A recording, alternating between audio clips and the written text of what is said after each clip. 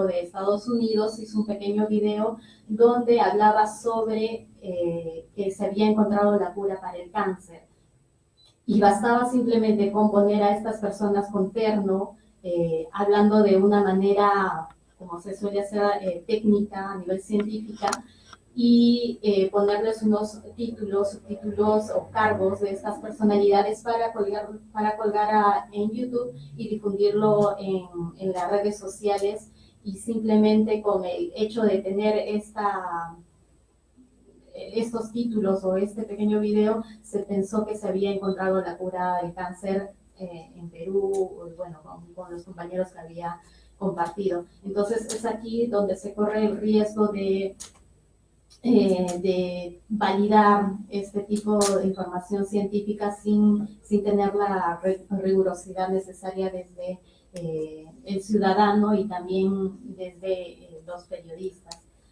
Y bueno, también hablábamos un poco de cómo detectar estas noticias falsas, ¿no? Nosotros como comunicadores deberíamos elaborar una estrategia más allá de la rigurosidad que deberías tener como periodistas, y también poder transmitirlos en nuestros medios. Entonces, por ejemplo, aquí en Internet podemos encontrar esa información que dice de qué manera detectar una noticia falsa.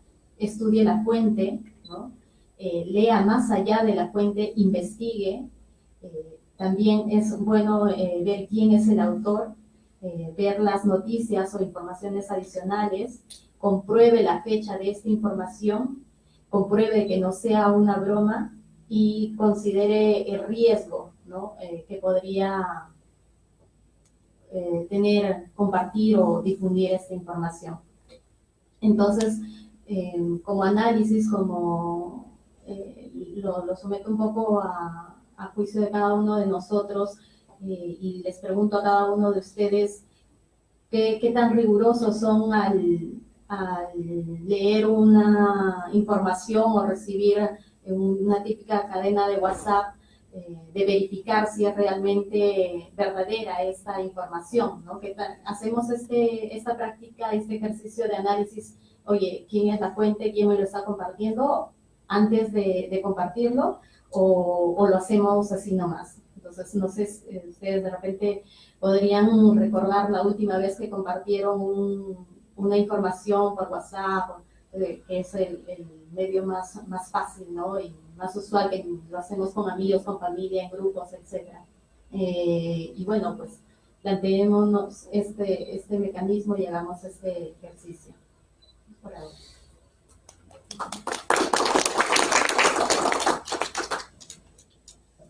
Bueno, primero decir que fake news no es nada nuevo, sino siempre lo ha habido, y que de dos maneras. Uno es lo que podemos llamar de lo que ha sido chisme o alarmismo, sensacionalismo, eso sobre todo, que son cosas, por ejemplo, con desastres, o también la cura del cáncer, ¿no? Eso puede ser simplemente, nace de una preocupación humana, de un instinto humano, y lo otro es que llamamos propaganda, que significa que hay una intención detrás, sea política o comercial. ¿Y cuál es la diferencia? Hoy, gracias a la digitalización, eso corre mucho más rápido, ¿no? Esa es la diferencia.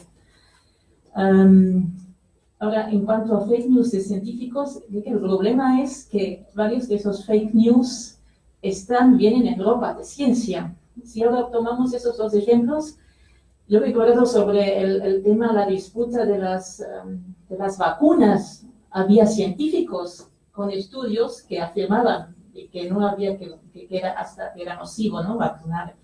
En cuanto a la homeopatía, yo vengo de un país donde la homeopatía ha sido parte de la medicina clásica hasta hace poco, que se ha cuestionado.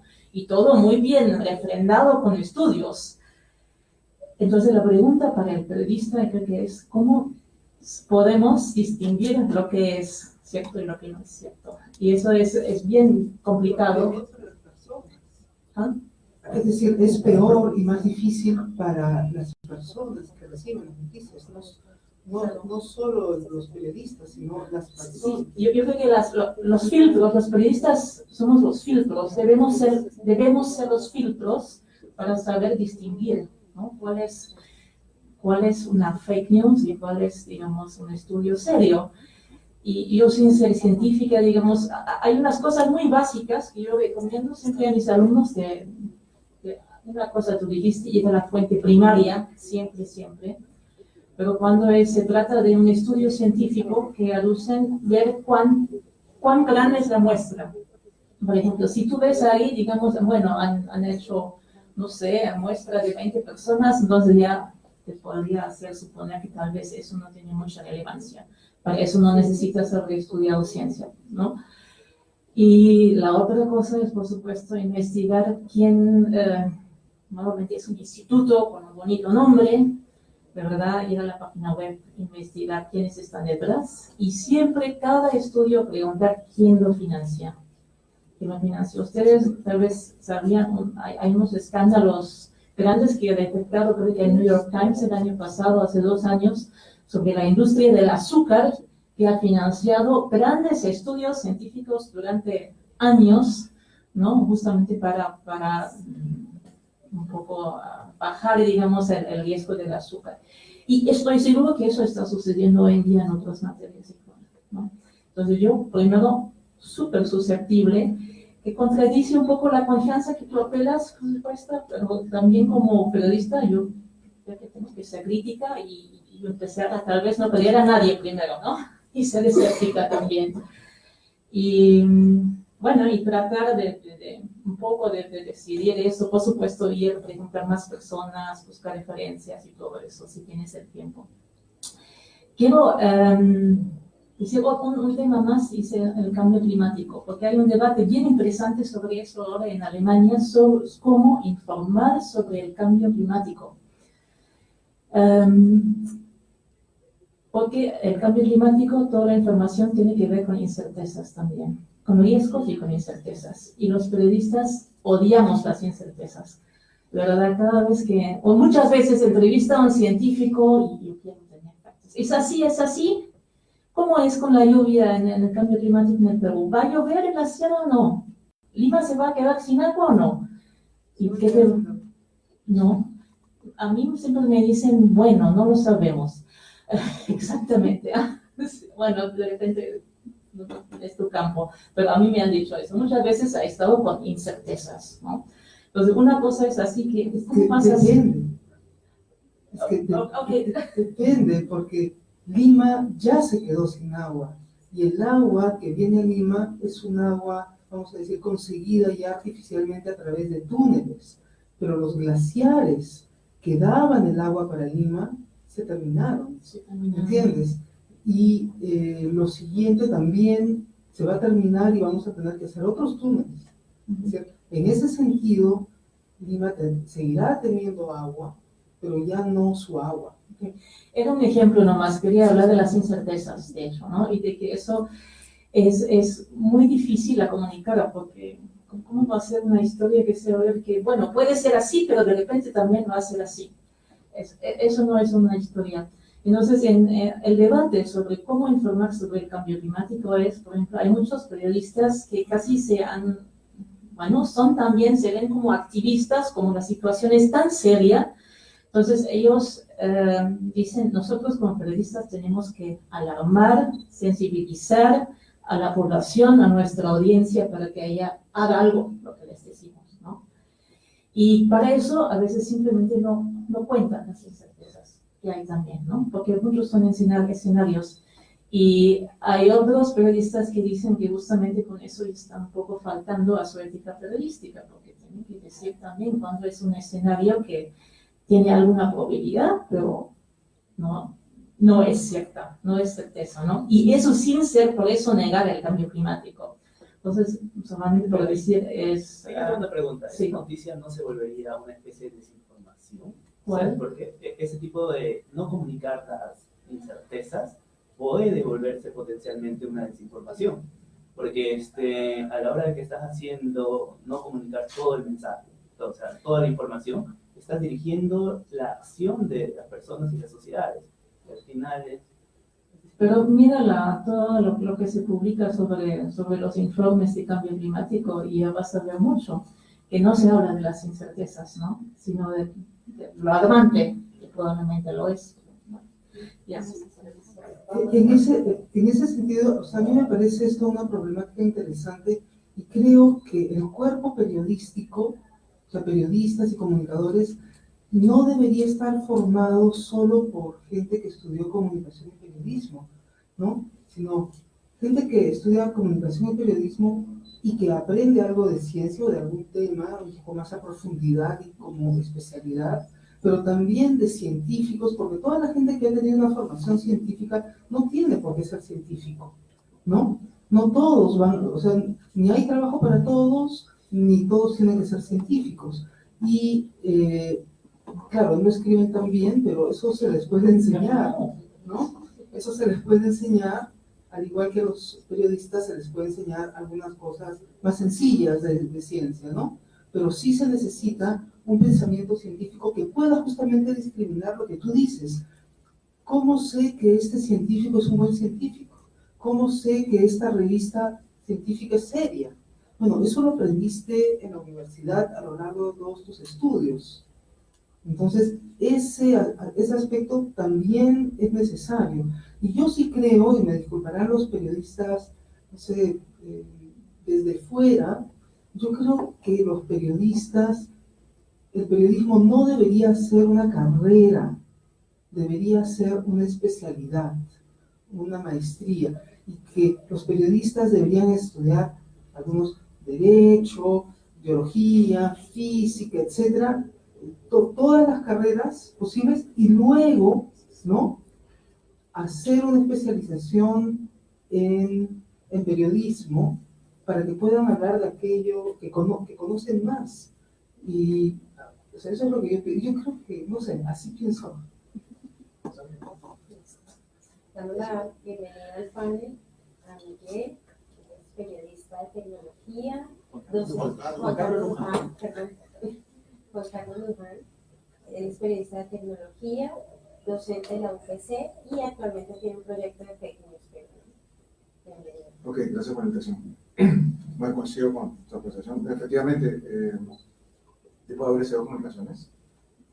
Ya he trabajado 17 años en el comercio. Está detrás de la página Vida y Futuro, que ya no existe. Y haber estado detrás de la campaña Antenas Buena Onda, no sé si la recordarán, en el año 2015. Es una página que lamentablemente el gobierno que vino después de eso la desactivó. Y ahí tuve ocasión de enfrentar a estos grupos justamente que distorsionan la información científica, porque yo, comunicador, trabajaba con ingenieros que hacíamos mediciones del espectro radioeléctrico y comprobamos que lo que sacaba del canal 5, del canal 4, del canal 2, con motivos muy dramáticos sobre las posibilidades de que el cáncer esté detrás de la antena que está a 2 kilómetros de mi casa, donde nos sacábamos con los equipos que eran certificados, alemanes, que son muy usados en todo el mundo, pues, estandarizados. Entonces, el canal de televisión usaba un equipo que vendían en Amazon a $150 y sonaba y crispaba y la gente creía en eso, ¿no? Porque, una vez más, constatábamos que la emoción vende muy bien cuando se trata de noticias falsas. Justamente ahí en la siguiente lámina, por favor, quiero arrancar con unos resultados. Yo he tratado de ser muy visual para mostrar las consecuencias de esto.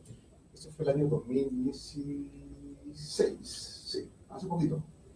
Dale play, ¿se puede dar play? ¿Sí? ¿En internet? No sé si se recuerdan el caso Huaycán. Realmente increíble, un gran número de vecinos, hasta de 1000 vecinos causaron disturbios e intentaron tomar violentamente la comida. Cuenta la historia, no importa. El año 2016 comenzaron a lanzar mensajes vía WhatsApp, ya está de moda en esa época, donde indicaban que había un grupo de personas que estaban robándole órganos a los niños.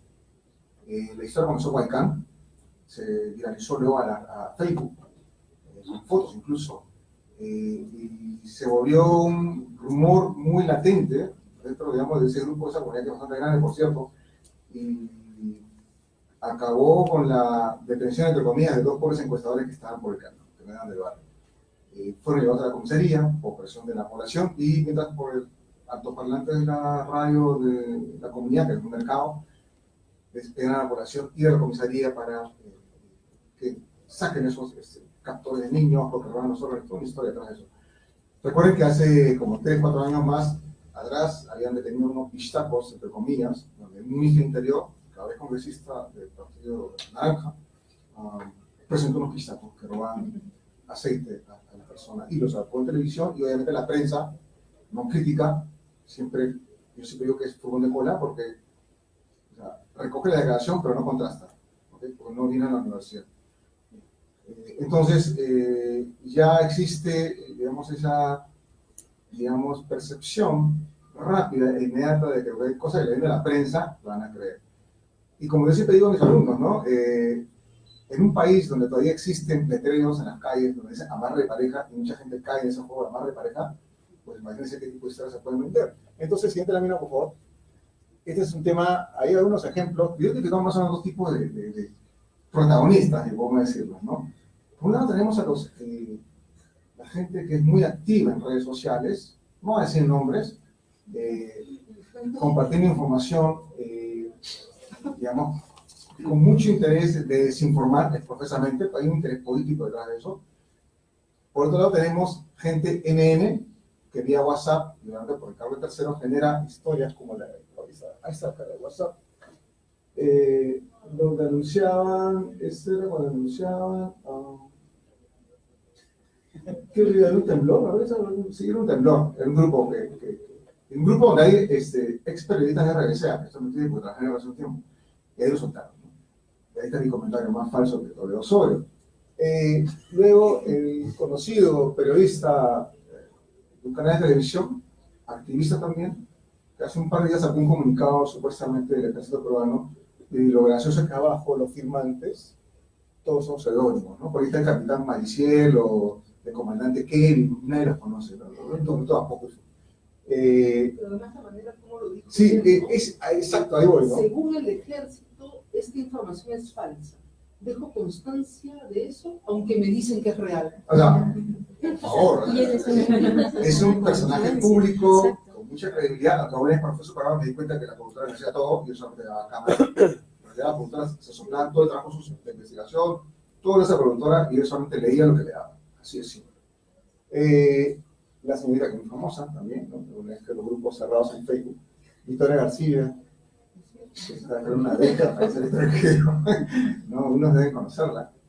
Y eso es una foto que circuló por muy buen tiempo y de vez en cuando aparece, con otro nombre y otra ciudad, y son grupos cerrados de Facebook, ¿no? Y siempre, si se dan cuenta, el común denominador es, como mencionaba por acá, es digamos, satisfacer una preocupación, una necesidad, y obviamente hay una carga emotiva detrás de cada texto, hay una carga emotiva, es una característica. Digamos que estos son los usuarios en las redes sociales. Esa foto de allá, para que vean que no soy imparcial, es la foto manipulada de un grupo de fujimoristas, y la foto dice retornar en la parte trasera, es bastante extraña, ¿no? Bien trabajada, y pusieron la foto de Fujimori con Gabriel Decidos. Interesante eso. Siguiente lámina, por favor. Ahora vamos a ver qué pasa cuando la información que generan los usuarios, vía alerta a WhatsApp, envío de fotos o un tweet en las redes sociales, son recogidas por los medios. Y ahí es el problema mayor, ¿no? Caso Izquierdo, RPP Noticias alguna vez publicó, 2015, de que un avión de la Fuerza Aérea había aterrizado en la avenida Jorge Chávez. Yo cuando escuché en la radio dije, eso no tiene lógica. La avenida Jorge Chávez todos la conocemos, es bastante angosta, menos por un avión italiano Maki. Y resulta que un ciudadano vio que la estaban remarcando, mandó la foto alerta RPP, puso su historia, y lamentablemente, como se menciona aquí en la mesa, el periodista no contrastó nada, no valió nada y generó ese titular. Yo por suerte lo pude capturar, ahí está para el recuerdo y la posteridad, porque después RPP obviamente borró la historia de la noticia. Este es otro caso interesante de hace unos días, una cuenta institucional del Estado peruano, utilizándose con fines propagandas. O sea, digamos que es una cuenta rebelde del Estado peruano, ¿no? Porque todos los tweets que han estado publicando han sido sobre el tema político actual, ¿no? Están, digamos, del lado del presidente del Congreso, con entrevistadores, rebotan, están todo el día haciendo eso, y obviamente ahí genera desinformación. Incluso crearon un hashtag, no al golpe. Acá la agencia AFP aclarando a toda la población de que esas fotos que habían compartido sobre el incendio del Amazonas no eran de este año. Y además precisando, ¿no? Y usando el mismo hashtag, Pray for Amazonas. que han tenido que recurrir a esta plataforma. Y esto es Canal N, ¿no? Que sacó una grieta de un terremoto en Kenia y lo pusieron en su página. Eso nos da una idea de lo débil que puede ser hoy en día la función del periodismo en los nuevos medios, definitivamente. Y hay varios factores que generan eso. Bueno, eso pasa lo rápido. Bueno, esto no es nuevo, viene del año 64 a.C., con este personaje Tertuliano, cuando hablaba más de los cristianos, decía que se comían a los niños, y que el gran incendio en Roma que provocó Nerón también creó a los cristianos. O sea, ya de esa época comenzaron a desinformar. Siguiente lámina. Y... ¿sí? Es más o menos así, pues se fue en el cerebro. Claro, sí, de esa época, sí. Después, en la época soviética, ¿no? Con la palabra desinformación, yo no sabía, gracias a esta invitación, venía de ruso, desinformacia, ¿no? Y los espías soviéticos tenían adecuadamente, digamos, estructurado, y lo hicieron unos gringos de un libro, ¿no? Sobre medidas activas en la estrategia soviética, ¿no? Cómo generar desinformación para engañar al enemigo. Siguiente lámina, o a la población. Este es un video, lástima que no corre, no sé si alguien de acuerdo de mi generación, tengo 55, ¿se acuerdan de Don Bolas, de la época de la dictadura, años 76, años 77? El gobierno del general Morales Bermúdez hizo una campaña en televisión, y yo me acuerdo, porque yo lo encontré justamente en el video Archive, y nos muestra el concepto del rumor, en esa época del rumor, y cómo podíamos contrarrestarlo. Lástima que no se puedan ver los videos, pero incluso aparece Melcorchita como uno de los actores. Interesante. Igual lo voy a colar para que lo vean. Ok, y aquí está a donde quería.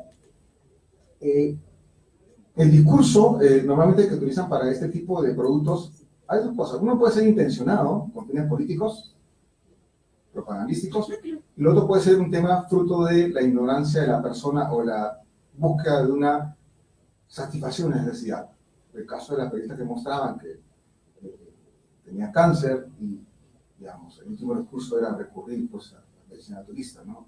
A ese portal de salud.com que justamente combatíamos mucho nosotros, porque ellos, es interesante, ese portal ofrece soluciones para diversos problemas que afectan al ser humano, pero luego te venden sus CDs o te venden un paquete de revistas con una solución previa. O sea, siempre detrás un intento de sacar lucro, ¿no? El caso de los medidores de radiación de antenas, que lo hace una empresa que la borramos el mapa definitivamente, fue cobrada 3.000 soles por hacer una medición en tu casa en San Isidro o La Molina, que era gran parte de la gente donde reclamaban, y obviamente tenía mucho contacto con prensa que generaban que digamos, tengan atención. Basta con que el tema salga de la televisión local, canal nacional, olvídese, el efecto rebota canal es impresionante. Ahí estando en el MTC me di cuenta de ese detalle cuando tocábamos temas de antenas. Discurso creíble y emotivo. Siempre va a haber una emotividad, una carga emotiva detrás de la historia que van a querer contarnos. Ojo que ahora ya no solamente son textos o fotos, sino también están los videos. Los videos, ya hay tecnología para, sobre mi boca y mis palabras, montar otra historia. Y obviamente, el caso de los memes también, ¿no? Que se genera, hemos visto en los últimos años o meses, como de un bando y otro, lo que es los fujis y los caviares, entre comillas, intercambiaban memes hasta hace poco, ¿no? Con el caso de Tudino, ¿no? Que también hemos visto con un desenlace bastante interesante en RPP.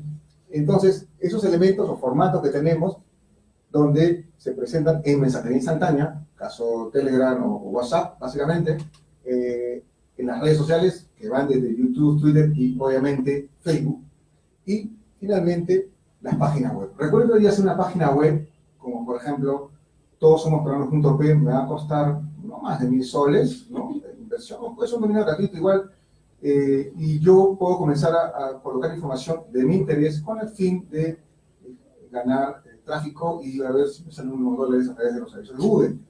Pues por eso que hoy día existen muchas aplicaciones como Político.p, Montonero, hay un montón, cada uno dedicado a su enfoque. Y no es muy costoso hacer una página web. Entonces, estos medios digitales justamente son los que ayudan, de cierta forma, a generar creencias en una población que por años cree digamos, en amar de parejas, que cree, bueno, yo soy católico, pero bueno, cree en los milagros, o que mi cartita en el pozo Santa Rosa me da salvar en problemas, ¿no? Es una población muchas creencias en la religión, ¿no? Entonces, nos falta trabajar más el espíritu crítico. Es una de mis compromisos personales. Yo tengo una página que se llama Noticias Falsas Perú, donde tengo algunas cosas ahí que contrasto. De ahí vienen esas historias.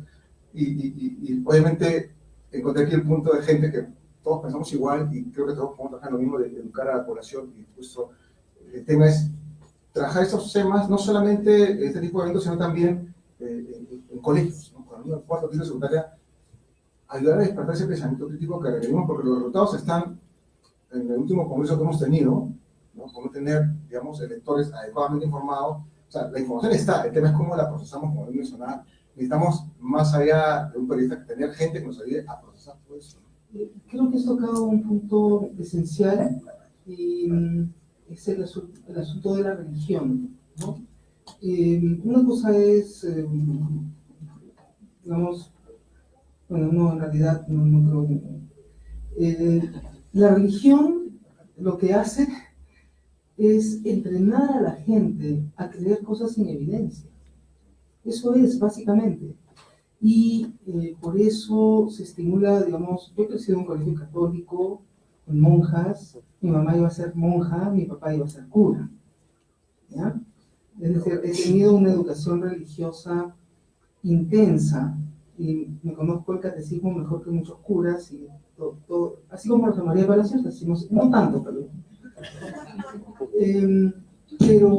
efectivamente la religión lo que hace en el cerebro de los niños es que te pone un print del cual no te puedes librar fácilmente, y ese print es: tienes que creer así todo indique que no es. ¿Entiendes? Y eso es el problema. Y el problema es que ese print, como se imprime desde tan niño, así tú tomes una decisión posterior en tu vida, como por ejemplo la que yo tomé, de convertirme en atea, ¿no? En algún momento de, digamos, de desesperación muy grande por la salud de uno de mis hijos, en un avión así de urgencia entre Londres y Washington, yo le digo a mi hijo, vamos a rezar. Y mi hijo me miró totalmente aterrado y me dijo, mamá, te estás volviendo loca, ¿no? ¿Qué pasó? Sí. Digamos, fui exitosa con mis hijos, ¿no? Pero sí, yo creo que la sociedad peruana tiene ese problema muy grande del cual tenemos que hacer un trabajo. Sí, sí, y la prensa alimenta. Cada vez que juega Perú un partido clave, aparecen los chamanes en la mañana, haciendo su baño de agua, poniendo sus hojas. Después tenemos un programa en una radio muy potente, con un tío que toda la semana nos habla de la llegada de platillos voladores y de esos contactos que nunca lamentablemente aparecen. El Chori, ¿no? Anthony Chori. O de fantasmas que se aparecen en las casas, etc. Entonces, entiendo ver eso en YouTube. Aceptable porque los niños lo primero que ven, ahí se enteran de que la Tierra es plana, pero uno llegó a la Luna. Pero lo cierto es que, así como dice mala información, estamos también del otro lado.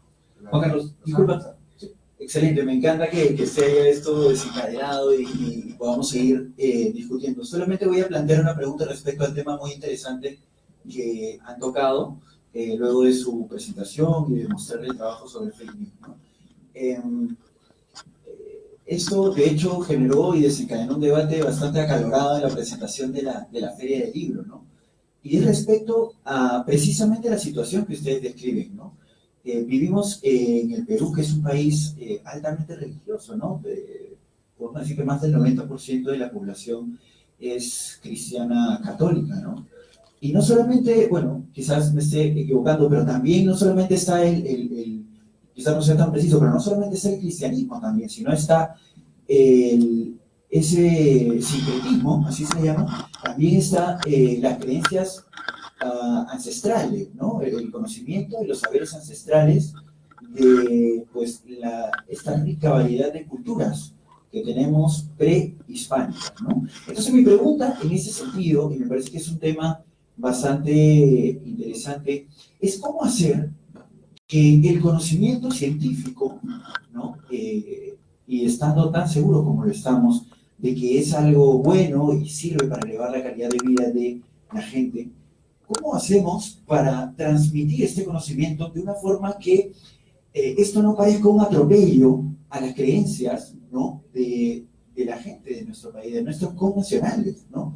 ¿Es que acaso el mundo sigue una lógica o la cultura misma sigue un proceso de occidentalización que de alguna forma haría desaparecer o haría dejar de lado ese conocimiento ancestral, sea prehispánico, inca, qué sé yo, ¿no? ¿Cómo hacemos para compaginar y hacer que ese choque de culturas no sea tan choque, ¿no? Y podamos llevar este buen conocimiento de modo que no haya de por sí un rechazo de las personas que, digamos, que no están formadas en ciencia, ¿no? De por sí ya tenemos nosotros una educación muy occidental con el método científico, que es un aporte al conocimiento prácticamente occidental, ¿no es cierto? ¿Cómo hacemos? ¿Cómo lo hacen en todas sus...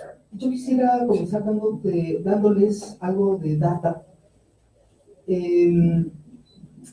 A marzo del 2016, el Perú alberga un total de 10.529 comunidades rurales.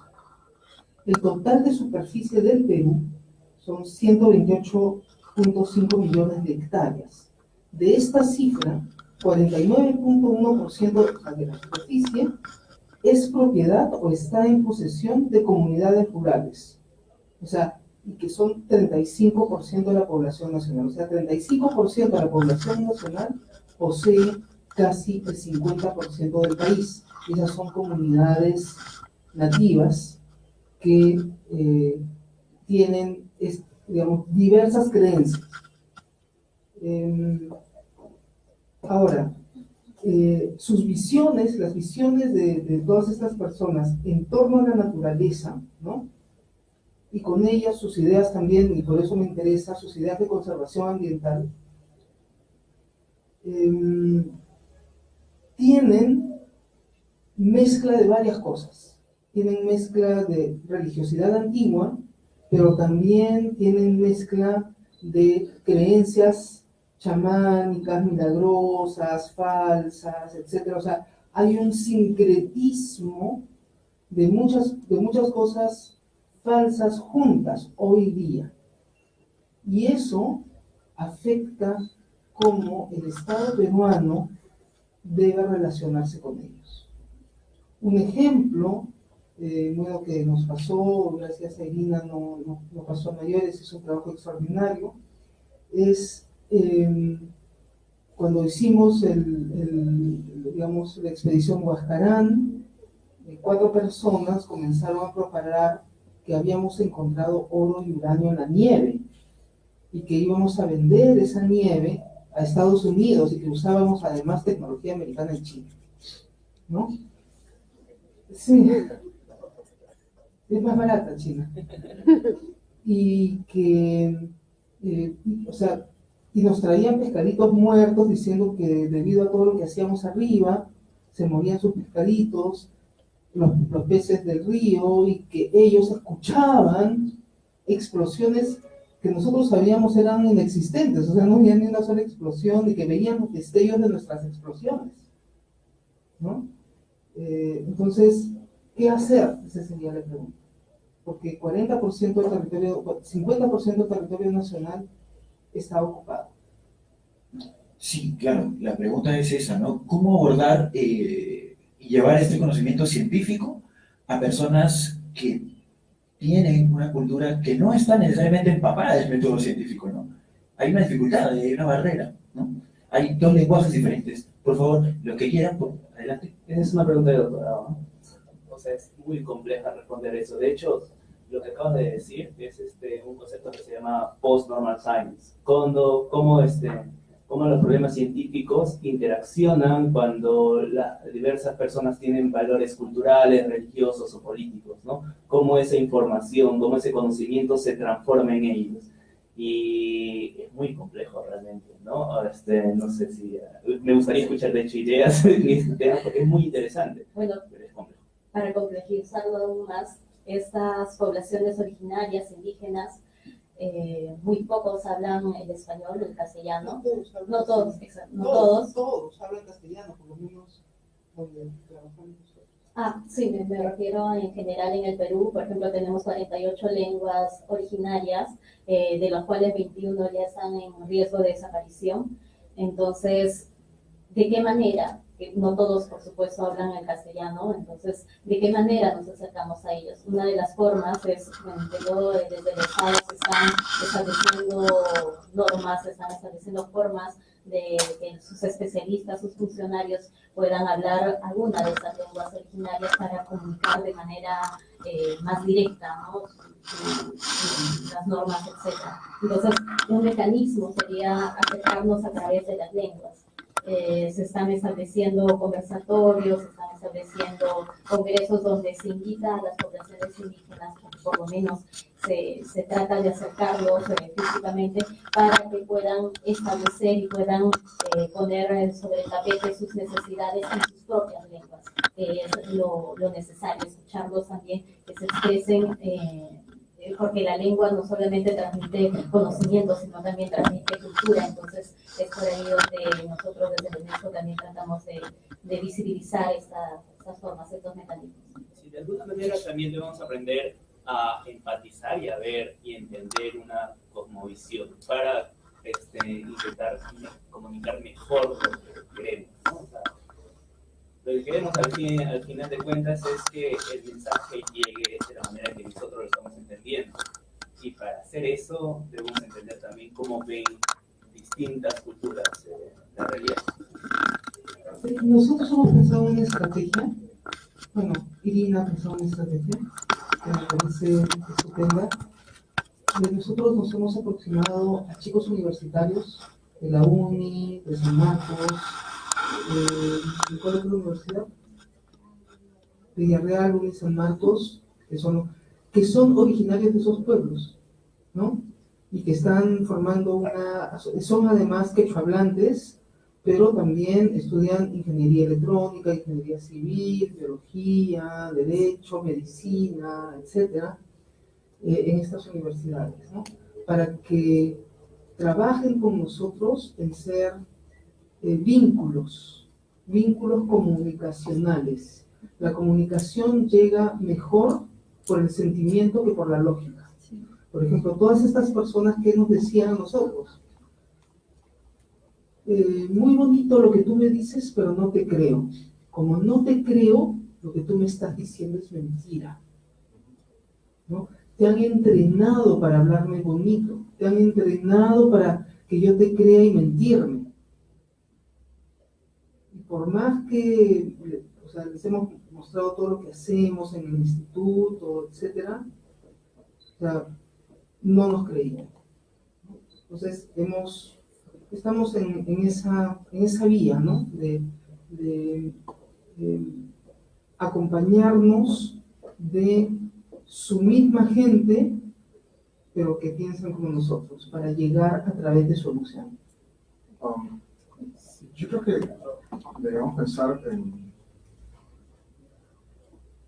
una formación educativa mucho más segmentada por comunidades, porque normalmente en estos pueblos, sobre todo al menos en la comunidad Wajún, que tiene educación, donde el Estado no tiene presencia, sino el APU no autoriza que entre uno, ellos tienen mucho respeto por el profesor. O sea, ellos no celebran festividades como San Juan, San Pablo, sí celebran el día del colegio, por ejemplo, en esas comunidades. Y el profesor es una persona muy respetada, obviamente es natural de la zona, y podría, es una teoría, ¿no? Ser usado como una suerte de término de moda influenciador, en esas comunidades para trabajar los temas que queremos nosotros mostrar, porque, o sea, le creen al profesor, obviamente al médico también, en algunos casos, no todos, pero también creen cuando ven que lo que el Estado les ha dejado, o la empresa ha colocado ahí, como el caso de una antena, por ejemplo, ubicada en un pueblito que está a 8 horas de Bagua, no sé cómo se llama, no no me acuerdo, pero lo único que me recuerdo de ese pueblo es que estaba pasando la localidad de Nueva York, hay un poblado, se llama Nueva York, ahí en Bagua, a 8 horas adentro, y ahí todos tienen su parcela de café, o sea, hasta el policía tiene su parcela de café, es increíble. El problema está en que no tienen herramientas de comunicación. Normalmente las antenas que se han colocado en Tel o Movistar, Claro, son antenas de tecnología 2G, o sea, es voz nada más. Alucina que acá hablan de 5G, que viajan a Seúl, y allá adentro, en todo el país está con 2G, es solamente voz. Entonces colocan la antena en la parte más elevada con su batería solar y todo, y no pueden alejarse de alrededor, un kilómetro de alrededor. Si se alejan, se pierde la señal. Obviamente no hay internet, tienen internet satelital que es súper lento. Bueno, el que tenemos acá como tecnología, porque hay otro más rápido, pero ese es el de Google, es otra historia. Lo cierto es que cuando ellos ahí, a diferencia de los que vienen en Miraflores, La Molina o Pueblo Libre, que a veces cuando la gente quería quemar la antena, estaban en desacuerdo, querían desarmar, y la gente de clase media, con formación superior, ¿no? O sea, gente preparada, pero decía, no, eso da cáncer, yo he leído de salud, lo he visto en el noticiero, Canal 2, no sé qué. Pero ahí, en estas poblaciones, tanto en la selva como en la sierra, la gente sabía que gracias a esa antena que está viendo ahí, ellos podían hablar con sus hijos, llamar al doctor, etc. Entonces, veían que esa herramienta que les había dejado la empresa o el Estado peruano les ayudaba a cubrir una necesidad. Entonces, yo por un lado, si yo como científico, experto, me interesa algo y veo que lo que le voy a, o sea, que el trabajo que voy a hacer para dar un resultado que es visible además, me van a aceptar. Y el otro elemento es la parte de educación. Definitivamente necesitamos trabajar con esos docentes que pueden ser los famosos influencers para pero es caro, que nuestro mensaje. porque inclusive para Inagén, por ejemplo, que está en Huaraz, acercarse a los pueblos que están solamente en el callejón de Huaylas, o sea, hay que llevar automóvil, y tiene que hacer un pequeño equipo de personas, intervención en los colegios, ¿no? O sea, hay un esfuerzo, ¿y por qué lo van a hacer los periodistas? ¿Entiendes? O sea, esto tiene que ser financiado, ¿no? Por programas que debe hacer el ente rector de la ciencia y la tecnología, programas para llegar a los colegios más alejados y programas que financien, digamos, por un lado, a científicos para que aprendan a hablar en simple, ¿no? Y a periodistas para que comprendan la ciencia. Y esa gente, ¿no? O sea, tener programas de intervención que pueden ser concursables para recibir un fondo para hacer una intervención en Bagua, o intervenciones en un departamento en el Perú, en los colegios en cuarto y quinto de media, que es donde están más receptivos porque se termina el colegio y ellos ya están con la inquietud de qué hay después, ¿no? Entonces, estos esfuerzos tienen que ser articulados por el ente rector de la ciencia, la tecnología y la innovación, ¿no? No es solo la sociedad civil, no es solamente eso. Gracias. Gisela, por favor, Gilea, para terminar en este punto puntual. Sí, dos cosas. Primero, eso de las creencias, que es una cosa humana, eso no tiene que ver con el Perú ni América Latina, sino ese tipo de creencias lo encuentras en todo el mundo, ¿no? Y en ciertas casos tú quieres creer, si tienes cáncer, tú quieres que tienes cura, ¿no? Segundo, yo creo que muchas de esas situaciones tienen que ver más con una situación histórica de 500 años de un cierto tipo de colonización, de una centralización del Estado, y la ciencia es, por supuesto, es como la religión cristiana está en esa tradición, por supuesto, que ha sido la que vino a colonizar. Entonces tú encuentras una desconfianza tremenda de la que tú me cuentas, ¿no? Si alguien viene de Lima o si alguien viene de afuera y qué sé yo, entonces no te van a creer. Eso pasa muchísimas veces. Hace 2 o 3 años yo fui a Caraz. Después a Caraz los suizos habían puesto unos sistemas de alerta temprano para avisar a la población si hay una avalancha. Entonces, algo a favor de la población. ¿Y qué hizo la población? Subió y lo desmanteló. Lo hizo porque dijeron que esto iba a ayudar la lluvia, ¿no? Las antenas, ahuyentar la lluvia. Y yo fui, y bueno, en 2 o 3 días, ¿verdad? Tratamos de hablar con la máxima cantidad de personas que había pasado, Y la conclusión a la que yo llegué, por lo menos, era que, cierto, había esa creencia, pero también tienes que ver cómo es que esa creencia de algunos se hace masivo y cómo se convierte en acto político. Y ahí, digamos, ahí también faltaba el monitoreo político, micropolítico en ese momento, ¿no? Para impedir eso. Y eso justamente tiene que ver con la ausencia del Estado peruano en todas esas zonas. Tiene que ver también un monitoreo micropolítico. Exacto, sí. Muchísimas gracias. Hemos finalizado el segundo panel. Muy interesante las posturas de nuestros invitados. Le doy la palabra a Tania Olvera. Bueno, seguimos con el tercer panel. Damos la bienvenida a Irina Neglida, comunicadora del Instituto Nacional de Investigaciones en Glaciares y Ecosistemas de Montañas, Betsabe Contreras, coordinadora del área de comunicaciones del INTEPUC, y Víctor Román, directivo de la Mars Society Perú. Bienvenidos. Se disculpa Hans Huerto de Concitec por un problema que se le presentó. Nuestro moderador es Alessandro, un divulgador en su canal Dr. Crónica.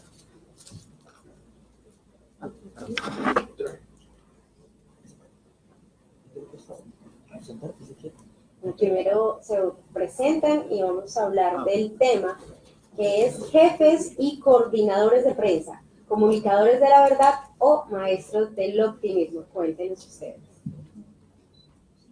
Bienvenidos. Bueno, empezaré. Sí. Mi nombre es Betsabe Contreras, yo soy coordinadora de comunicaciones de INTEPUC. INTEPUC es el Instituto de Ciencias de la Naturaleza, Territorio y Energías Renovables de acá de la Pontificia Universidad Católica. Vendría a ser el ente rector en temas ambientales acá en la universidad. Congrega o tiene afiliados a los centros y a los grupos de investigación que trabajan los temas ambientales acá en la universidad.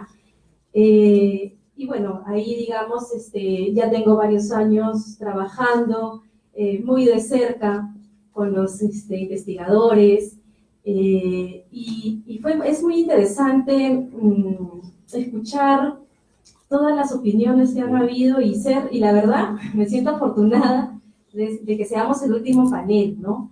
¿Por qué? Porque es cierto, digamos, que el desarrollar el tema del periodismo científico, el acercar a los académicos a los medios, en la experiencia particular yo lo veo un desafío. ¿Un desafío en qué sentido? Es un desafío tanto para los que de alguna manera estamos metidos en el tema de las comunicaciones, porque nosotros, digamos, vemos de manera muy, muy general, o tenemos que tratar, digamos, la información de manera bastante general, porque tenemos que dar cuenta de, ¿no?, de los hechos que están, digamos, se están desarrollando. Particularmente mi experiencia dentro de INTEPUC empezó, ¿no?, digamos, en una época bastante incierta, porque se cerraba un instituto que había visto el tema de investigación ambiental y que había visto, digamos, el tema de manera muy acotada, y se abría el INTEPUC ya como la alternativa, como el ente rector en temas ambientales en la universidad. Entonces era un tema, primero, de conocer quiénes estaban detrás de la investigación. Segundo, saber cuáles iban a ser los temas prioritarios.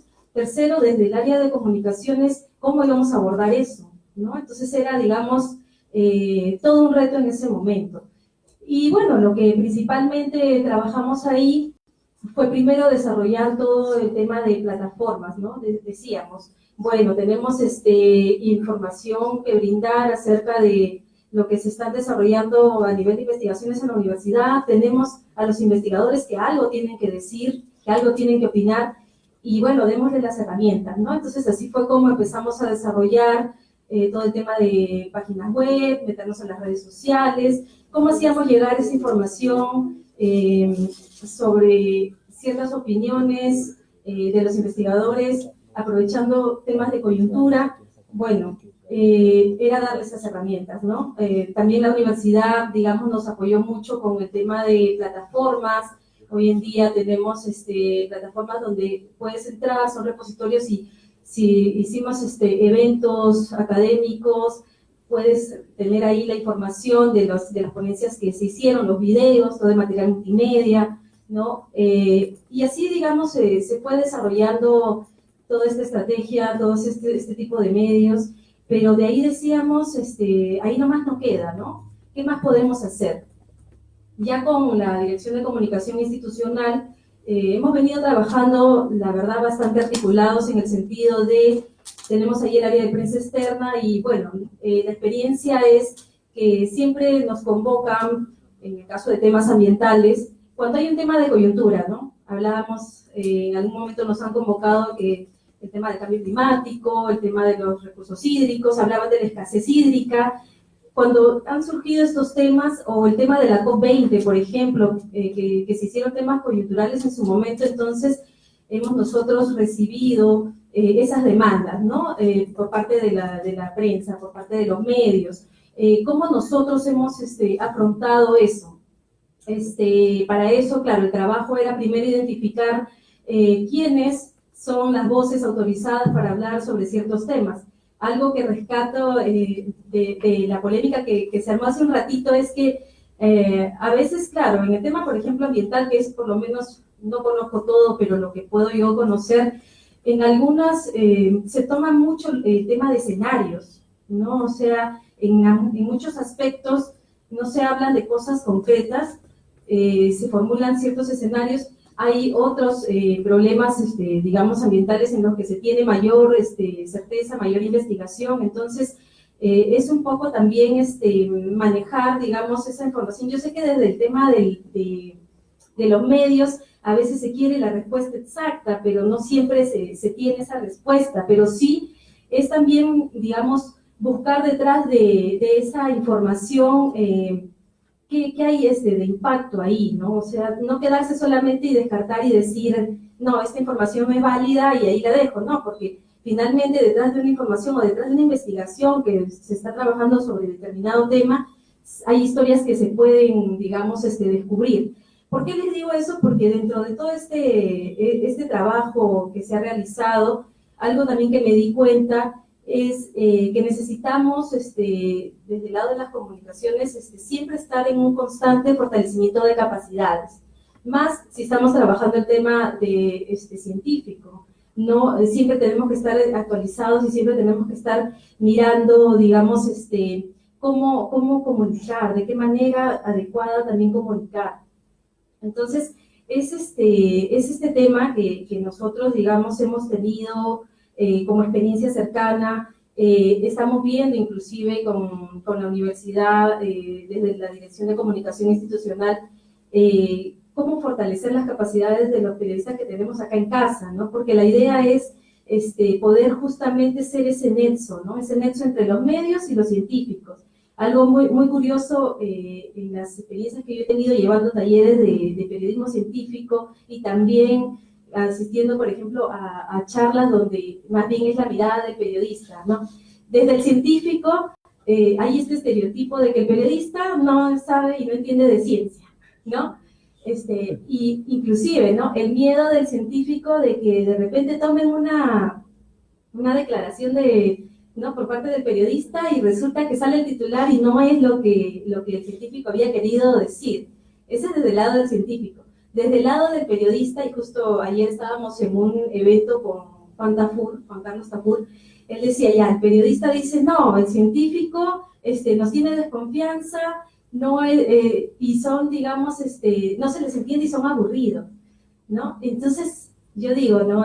Nosotros que somos ese nexo, decimos, bueno, cada uno tiene, digamos, cierta razón, pero ahí está, digamos, la clave de los que estamos en estas áreas, ¿no?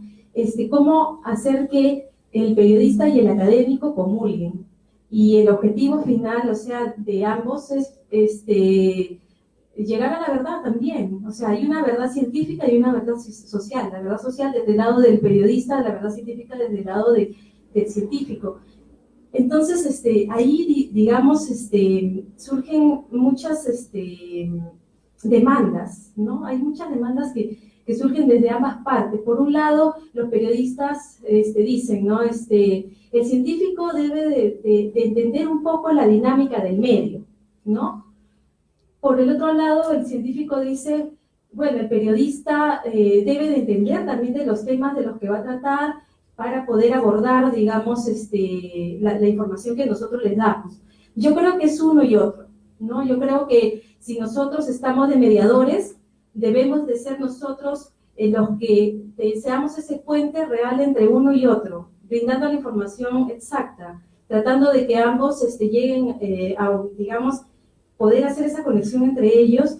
Y algo muy importante es que si nosotros estamos trabajando con el académico, el investigador, y somos los comunicadores, nosotros tenemos que estar en la cancha, o sea, en el campo donde ellos trabajan para también conocer dónde es que ellos realmente desarrollan sus investigaciones. Si nosotros vamos a comunicarnos con el medio, nosotros debemos de saber, no de manera técnica, pero sí de manera muy general, qué investigación está haciendo, o sea, de qué trata. Nosotros tenemos que identificar cuál es el impacto, porque obviamente para el científico los fines de su investigación son unos, pero para el periodista que va a ir al medio es tratar de revelar el resultado y que ese resultado impacte o que muestre un impacto para la sociedad, ¿no? Entonces, yo creo en la experiencia, por lo menos que tengo ahí como parte coordinando el área de comunicaciones, he visto esto, ¿no? Y claro, en el caso de los medios, siempre te van a buscar por un tema de coyuntura, o sea, siempre va a estar o está muy, muy relacionado el hecho de que quieran involucrar el tema del aporte del científico, pero a un tema bastante coyuntural, ¿no? Esa es, digamos, la experiencia que yo les puedo compartir. Algo adicional también, que se me estaba olvidando, es que yo creo que nosotros como comunicadores, como periodistas, tenemos que trabajar de manera colaborativa. ¿Y a qué va eso? Recuerdo mucho experiencias de haber asistido a reuniones, por ejemplo, en el caso de, es, digamos, bastante especializado, pero en el caso de los recursos hídricos, específicamente me voy a referir a la cuenca Chillón-Rímac-Lurín, la Secretaría Técnica, por ejemplo, cuando hablamos de que hay cosas que no se pueden hacer, qué sé yo, o que tienen que ser de manera macro, pero también hay cosas, iniciativas de manera micro, por ejemplo esta, ¿no? En el caso de la Secretaría Técnica están impulsando la red de comunicadores hídricos, ¿no? El tema en particular, el tema ambiental, tú lo puedes ver desde diferentes aristas, inclusive siendo comunicador, te puedes especializar en diferentes temas. Por ejemplo, esta es una iniciativa bastante interesante porque ahí podemos evidenciar que si nosotros trabajamos de manera colaborativa, podemos potenciar aún más el trabajo de cómo llevas la ciencia a la sociedad, ¿no? La idea, por ejemplo, de esta iniciativa es poder trabajar contenidos, ¿no? Básicamente contenidos son, digamos, instituciones públicas, ahora se ha sumado la academia, porque también hay todo este tema de este enlace, ¿no? De la política con la investigación, con la academia. Entonces, por lo menos desde la estrategia a nivel de comunicadores, hay una iniciativa ahí de fortalecer capacidades específicamente en el tema de recursos hídricos, y es una iniciativa que surge, digamos, de manera, no de manera macro, pero sí, digamos, una iniciativa pequeña y que puede ser, digamos, un ejemplo en el sentido de cómo esto se puede potenciar a nivel de trabajo colaborativo. Hay una reflexión y hay una perspectiva desde acá de la universidad que ya hemos venido discutiendo con la Dirección de Comunicación Institucional, de reconocernos, porque acá hay muchas unidades que trabajan el tema de investigación, tienen comunicadores quizás, pero de repente no todos se conocen y tampoco todos saben los temas que se trabajan, y por ahí está la mirada, ¿no? Hay dos miradas ahí. Una, el poner en valor la información de las investigaciones que se tienen, y lo otro es el trabajo en red acá adentro, ¿no? Para justamente potenciar ese vínculo hacia afuera. Gracias.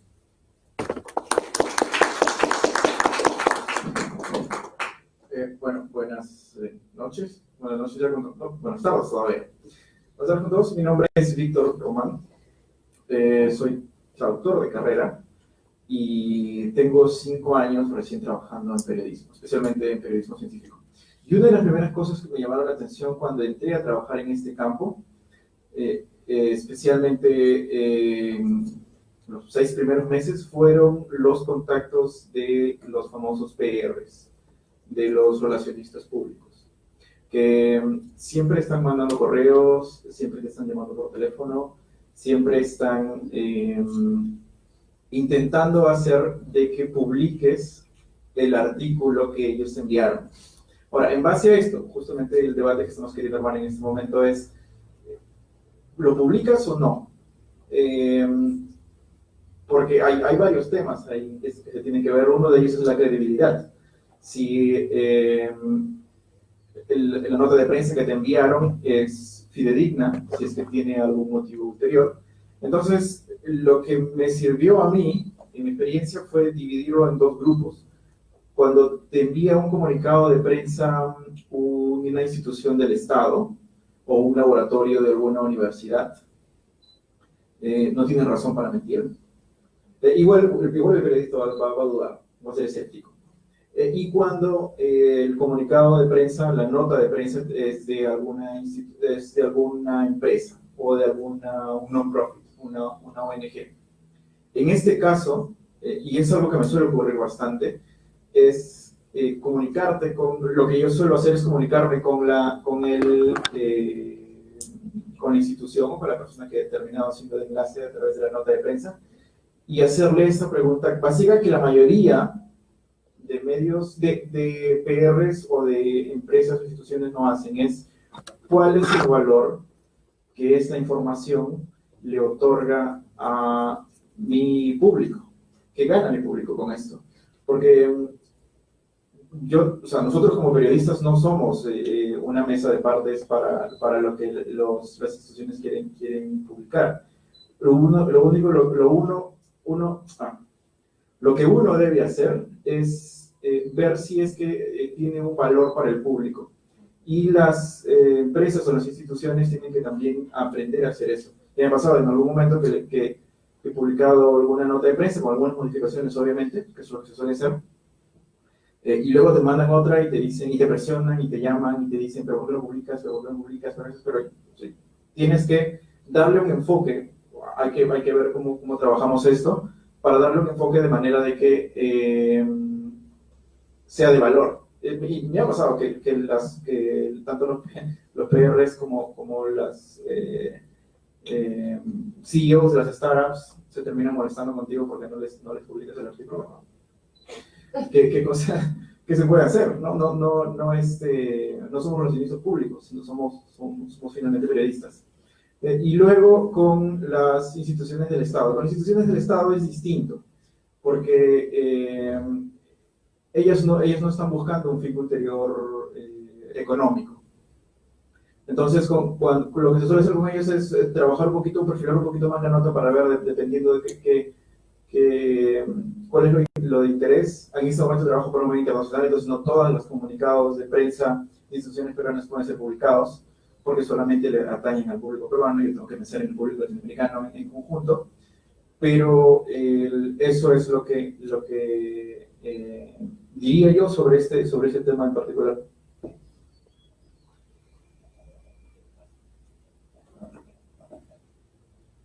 Ya no la quiero, es cierto, pero cuánto lo quise. Mi voz buscaba el viento para tocar su oído. De otro, será de otro, como antes de mis besos, su voz, su cuerpo claro, sus ojos infinitos. Este era un poema que yo escuchaba a mis 17 años, cuando el chico que yo creía amar decidió terminar conmigo por correo electrónico. Uno termina mal, pero dice, a buena hora me dijo la verdad. Uno sufre, no porque te dijo la verdad, sino fue la forma como te lo dijeron. Hago esa comparación con lo que sucede y nos sucede a la mayoría de periodistas y comunicadores en nuestra realidad y en nuestro contexto. ¿Quién es el enamorado que terminó? Pues bien, somos los comunicadores y los periodistas. La persona que sufre por amor, el público. ¿Cómo hacemos esta paradoja? Los jefes de prensa tienen que decir la verdad. Es nuestro principio, la objetividad. El problema es, y ya lo dijeron los ponentes anteriores, ¿cómo lo decimos? ¿Cómo llegamos a este pueblo? ¿Cómo decimos a nuestro público objetivo? De manera tan natural. Y el problema no es decir la verdad. El problema es la estrategia. Y este es nuestro cuello de botella. Soy Irina Neglia, trabajo en la Oficina de Comunicaciones del Instituto Nacional de Investigación en Glaciares y Ecosistemas de Montaña, una institución que va a cumplir 5 años, pero que hemos entendido que la comunicación no solamente es responsabilidad de quienes hacemos comunicación, sino también de los científicos, de las personas que trabajan de la mano con la ciencia.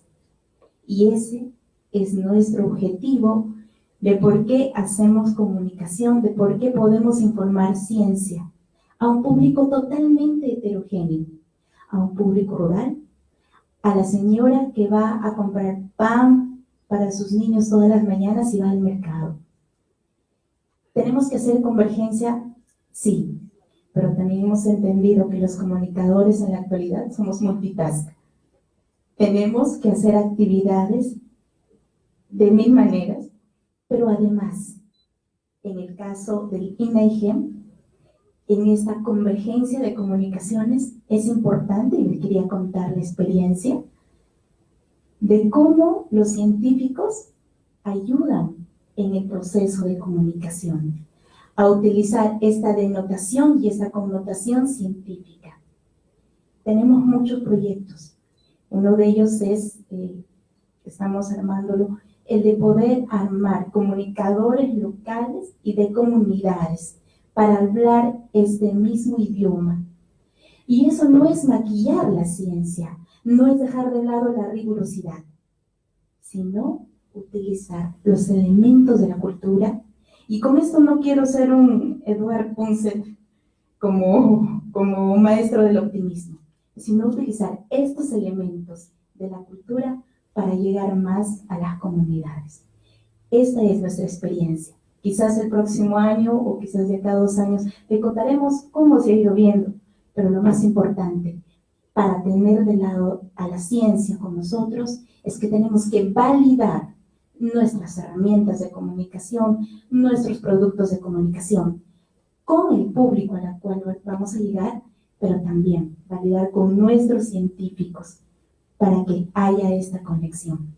Esto es lo importante que quería decirles, pero más que todo, tanto como los científicos y como las personas que trabajamos en nuestra institución, tenemos esta pasión de que la ciencia cada vez vaya de la mano con la población, y estamos seguros de ello.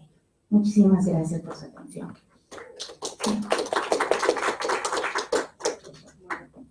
Me presento, Tania Balbuena, redactora de Lima Azul y parte de la parte más importante institucional es las relaciones interinstitucionales. Por eso ustedes están acá. Gracias por venir.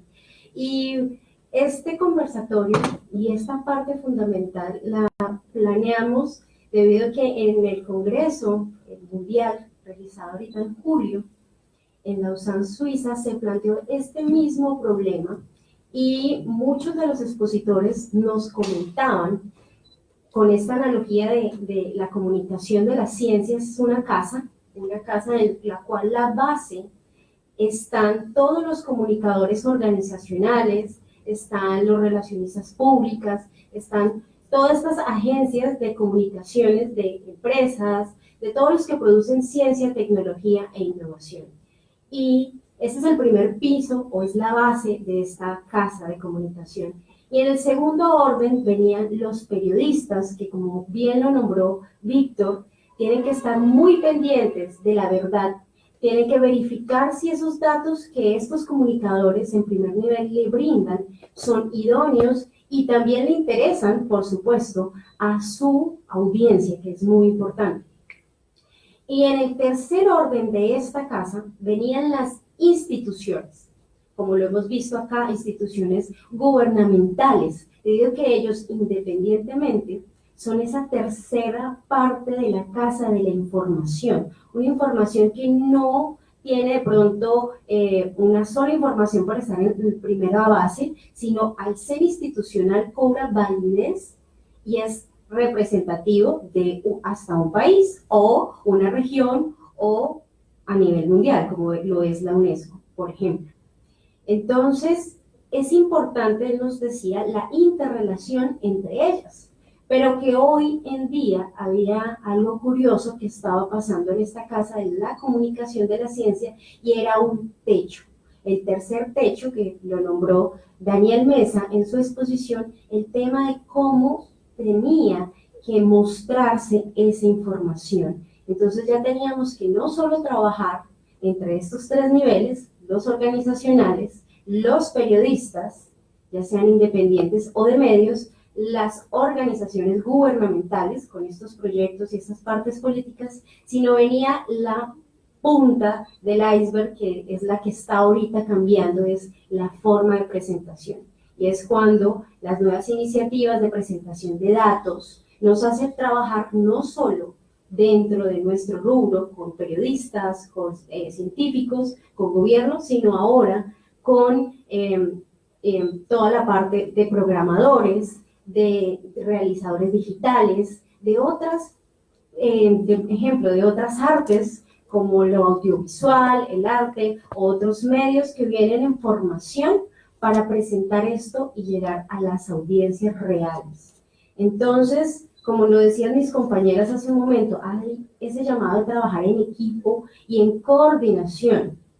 Todavía hay algunas vertientes que señalan un conflicto entre los organizacionales con los periodistas, por lo mismo que había dicho ahorita también Víctor, ¿no?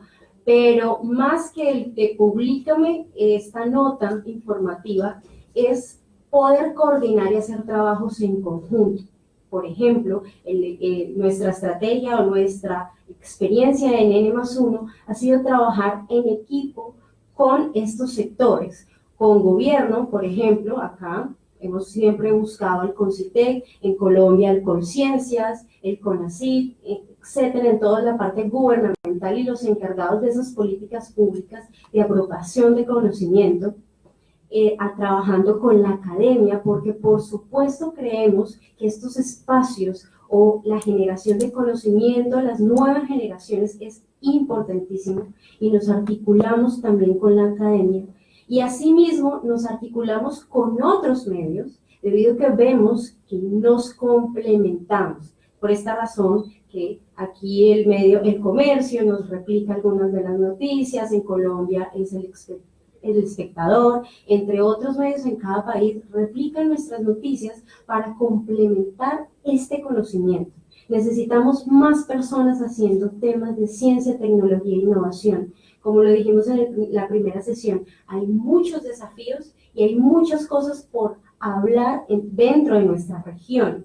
Hay muchas personas que están haciendo cambios importantes y no están siendo conocidas, pero hay que también trabajarlas en equipo, porque como lo nombramos, los periodistas en 100% no saben de ciencia, los científicos no saben 100% de comunicar y tampoco a veces de mostrarla, entonces hay que co-trabajar, ¿no? Una co-creación de conocimiento para que al final de todo este resultado el beneficio sea la población, ¿no?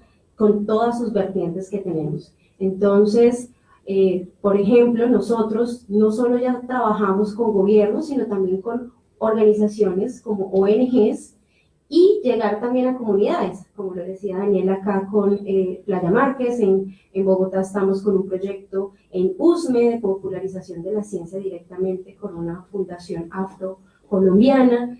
¿Y se puede hacer articulaciones? Sí, pero la iniciativa tiene que ser en este momento pues propia, pero ya vemos y nos vamos conociendo los actores del sistema. Para finalizar, el por qué también estamos aquí haciendo esta activación o por qué estamos acá unidos, es porque vienen muchos desafíos en nuestra región, pero también muchas oportunidades. Para este próximo 2021 vamos a tener el Congreso Mundial de Periodismo Científico en Medellín, Colombia.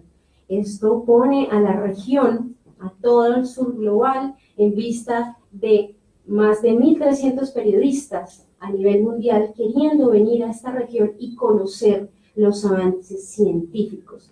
Por eso tenemos que empezar a hacer esa tarea, a unirnos como región, a que cada país tenga su asociación conformada para que ingrese a esta federación mundial y que empecemos también a trabajar como países, ya no solo viéndonos como individualmente, como país, Perú, Colombia, Chile, Argentina, sino vernos como región porque compartimos las mismas características y carencias.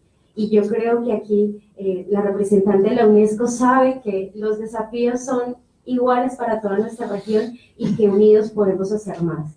Entonces, por eso este espacio es para también conocernos y trabajar unidos y esperarlos también ahorita en noviembre 14 y 15 en Bogotá, Colombia, con el Encuentro Latinoamericano de Periodismo Científico.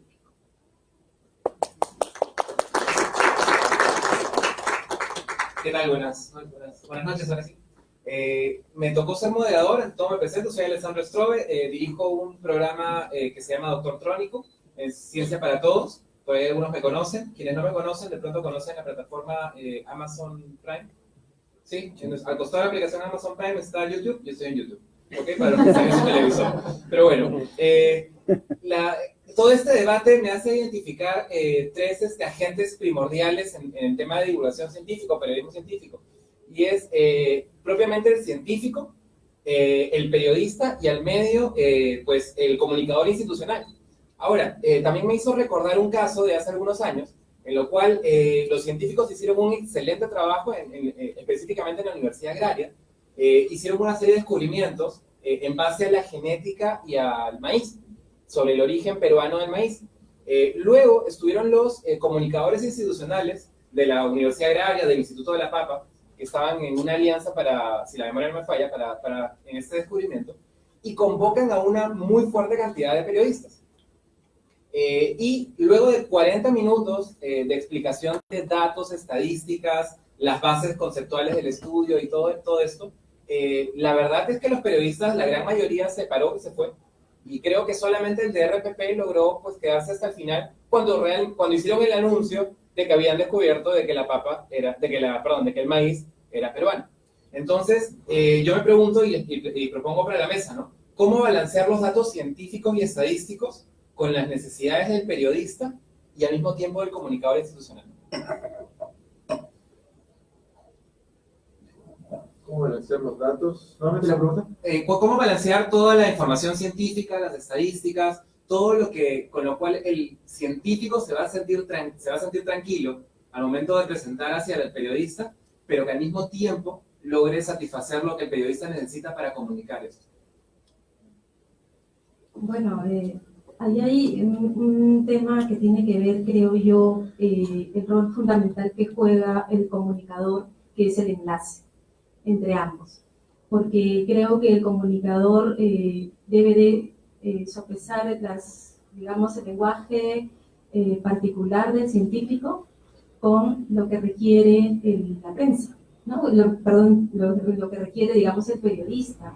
Es el comunicador, que es el enlace, es quien primero debe de conocer las características de la investigación, en este caso, que pueda tener trascendencia, ¿no? Porque la idea es que si tú estás convocando o quieres, digamos, convocar a los medios, es porque tú ya has identificado como comunicador de ahí de la institución que la investigación tiene una relevancia, ¿no? Hablábamos hace un rato de la relevancia social, ¿no? Entonces, tú tienes que primero identificar eso y eso va de la mano con el científico, ¿no? Es ese primer diálogo, ese primer contacto que tienes con el científico y entender su trabajo de investigación y también identificar los impactos, digamos, ¿no? Si nosotros somos comunicadores, estamos en medio, o sea, no seremos periodistas, en ese momento, pero porque, digamos, no seremos periodistas, pero sí estamos en la capacidad de poder identificar dentro de esa investigación cuál sería ese impacto social, ¿no? ¿Cuál sería ese impacto hacia la sociedad? ¿Por qué? Yo tendría que preguntarme, ¿no? ¿Por qué el medio me va, digamos, va a tener el interés de publicar sobre una investigación que el académico está haciendo, ¿no? Esa es una primera cuestión, ¿no? O sea, el poder tu interrelación con el científico te cuenta, tú identificas el impacto, entonces teniendo tú ya ese primer acercamiento, tú recién ahí tienes el contacto con el medio, ¿no? Recién ahí tú, la información recabada, que conoces más o menos la dinámica del medio, y justamente lo que decía Víctor, ¿no? ¿Por qué la trascendencia? ¿Por qué él va a publicar una investigación? Entonces tú eres ese filtro, tú tienes que decirle, mira, la investigación tiene estos resultados, hay este posible nivel de impacto, hablarle también de la persona, del académico que está, digamos, detrás de la investigación. Es esa primera historia, cómo la armas, ¿no? Y cómo se la planteas al medio. Creo que eso es básico, porque si no va a pasar lo que tú mencionabas, ¿no? Te invitan a una rueda de prensa, está el académico ahí, está, digamos, el comunicador institucional, y tampoco ha habido, digamos, un entrenamiento previo o unas pautas previas al científico y más o menos que entienda un poco la dinámica. O sea, tiene que haber un tema ahí de trabajo previo. O sea, eso es importantísimo, y yo creo que ahí es el rol que nos toca jugar a nosotros como comunicadores en ese sentido, ¿no? Como periodista, sí, una vez de que pasa ya me ha pasado que he tenido que hacer ese trabajo yo con algún científico y decirle, porque uno no puede manejar todos los campos, y comienza a decir, ¿me estás queriendo decir esto? No te estoy queriendo decir eso. Entonces, ¿me estás queriendo decir esto? Algo así. Y ya, es como poner esto con esto. Sí, eso es. Entonces, por ejemplo, me ha pasado, especialmente con personas que tienen grado de doctor, que hablan como en Morse. Entonces, tienes que estar todo el tiempo, muy complejo, es muy complejo, y necesitas estar entrenado para poder entenderlo bien. Y nosotros, si bien es cierto que conocemos sobre ciencia, podemos conocer un poco sobre biología, sobre física, pero ¿qué pasa si tienes que entrevistar a alguien que ha hecho un estudio sobre nanomateriales? Tienes que sentarte a conversar con esa persona, tienes que prepararte un montón para poder leer sobre cuál es el estado del arte en ese campo, qué cosa es lo que acaba de hacer, por qué es importante ese estudio. Y una vez que ha pasado todo eso, que en teoría le toca al comunicador institucional, ya pasa al científico, y el científico lo que hace es imaginarse la persona que está abriendo el periódico a punto de tomar su desayuno, engancharlo con una anécdota personal, o con una anécdota que cualquier otra persona puede haber pasado, como le contó Gina, y finalmente apelar un poco hacia la emoción para narrar esto que está ocurriendo y darle la información poco a poco. Mientras ibas contando todo lo que te había pasado y tu forma de pensar, me acordaba de que el divulgador científico más importante que hemos tenido es Sagan, y Sagan tenía la capacidad de hacer poesía al momento de hablar de ciencia. Te hablaba de cosas muy complejas con un tono de voz que hasta ahora vuelvo a ver videos en las noches de Sagan que ya he visto hace mucho tiempo, y con las entrevistas, y uno se sigue quedando enganchado por la forma como narraba y cómo te hacía sentir lo que te iba contando y lo que te iba explicando. Entonces, la labor del periodista, en este caso, una vez que ya pasó ese filtro, es contarle la historia, enganchar al lector, contarle un poco la historia, y que al final de haberlo leído se quede con algo o se quede maravillado por lo que acabamos de leer. Bueno, yo les voy a contar desde dos acciones, ¿no? Una es cuando hacemos prensa en un evento, que es la más difícil para tomar una buena información, y la otra ya es el periodismo de campo, cuando ya uno ingresa a hacer un reportaje extenso y se sumerge en la noticia. Entonces, la de prensa, que es fácil, entre comillas, porque vas a un evento y estás con toda la información, es mucho más difícil cuando trabajas de la mano con el comunicador que te invitó y quiere de pronto decir, mira, ahí tienes tantas personas para entrevistar y ellos son los clave y pregunta esto, y tienes una información de más o menos lo que dura el evento, y obviamente no va a salir todo eso, sino lo más importante que dijo cada autor, o de pronto de los 5 o 10 personas que entrevistaste, tiene que depurarse a las más importantes o a las realmente que generen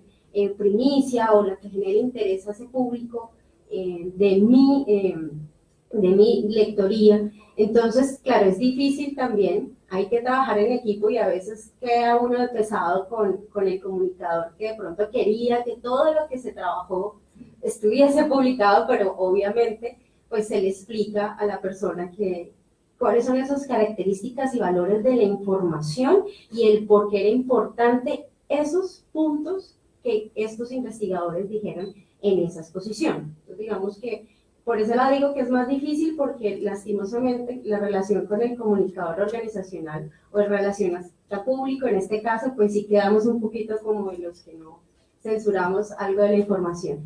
Y ahora en la parte ya del periodismo de campo, digo yo, cuando ya vas con esos investigadores, por ejemplo, hace poco tuve la oportunidad de ir a los manglares de Montería en Córdoba, en Colombia, con un instituto de investigaciones del mar, y estar 3 días con ellos, ir a los manglares, que tienes la oportunidad de conocer todas las historias, obviamente también mucha información, y de contrastar y hablar, como decía mi colega Víctor, conocer un poquito más esa historia detrás del científico, esa historia detrás de la persona, la población que tiene o que está trabajando o está siendo impactada positivamente por lo que están haciendo.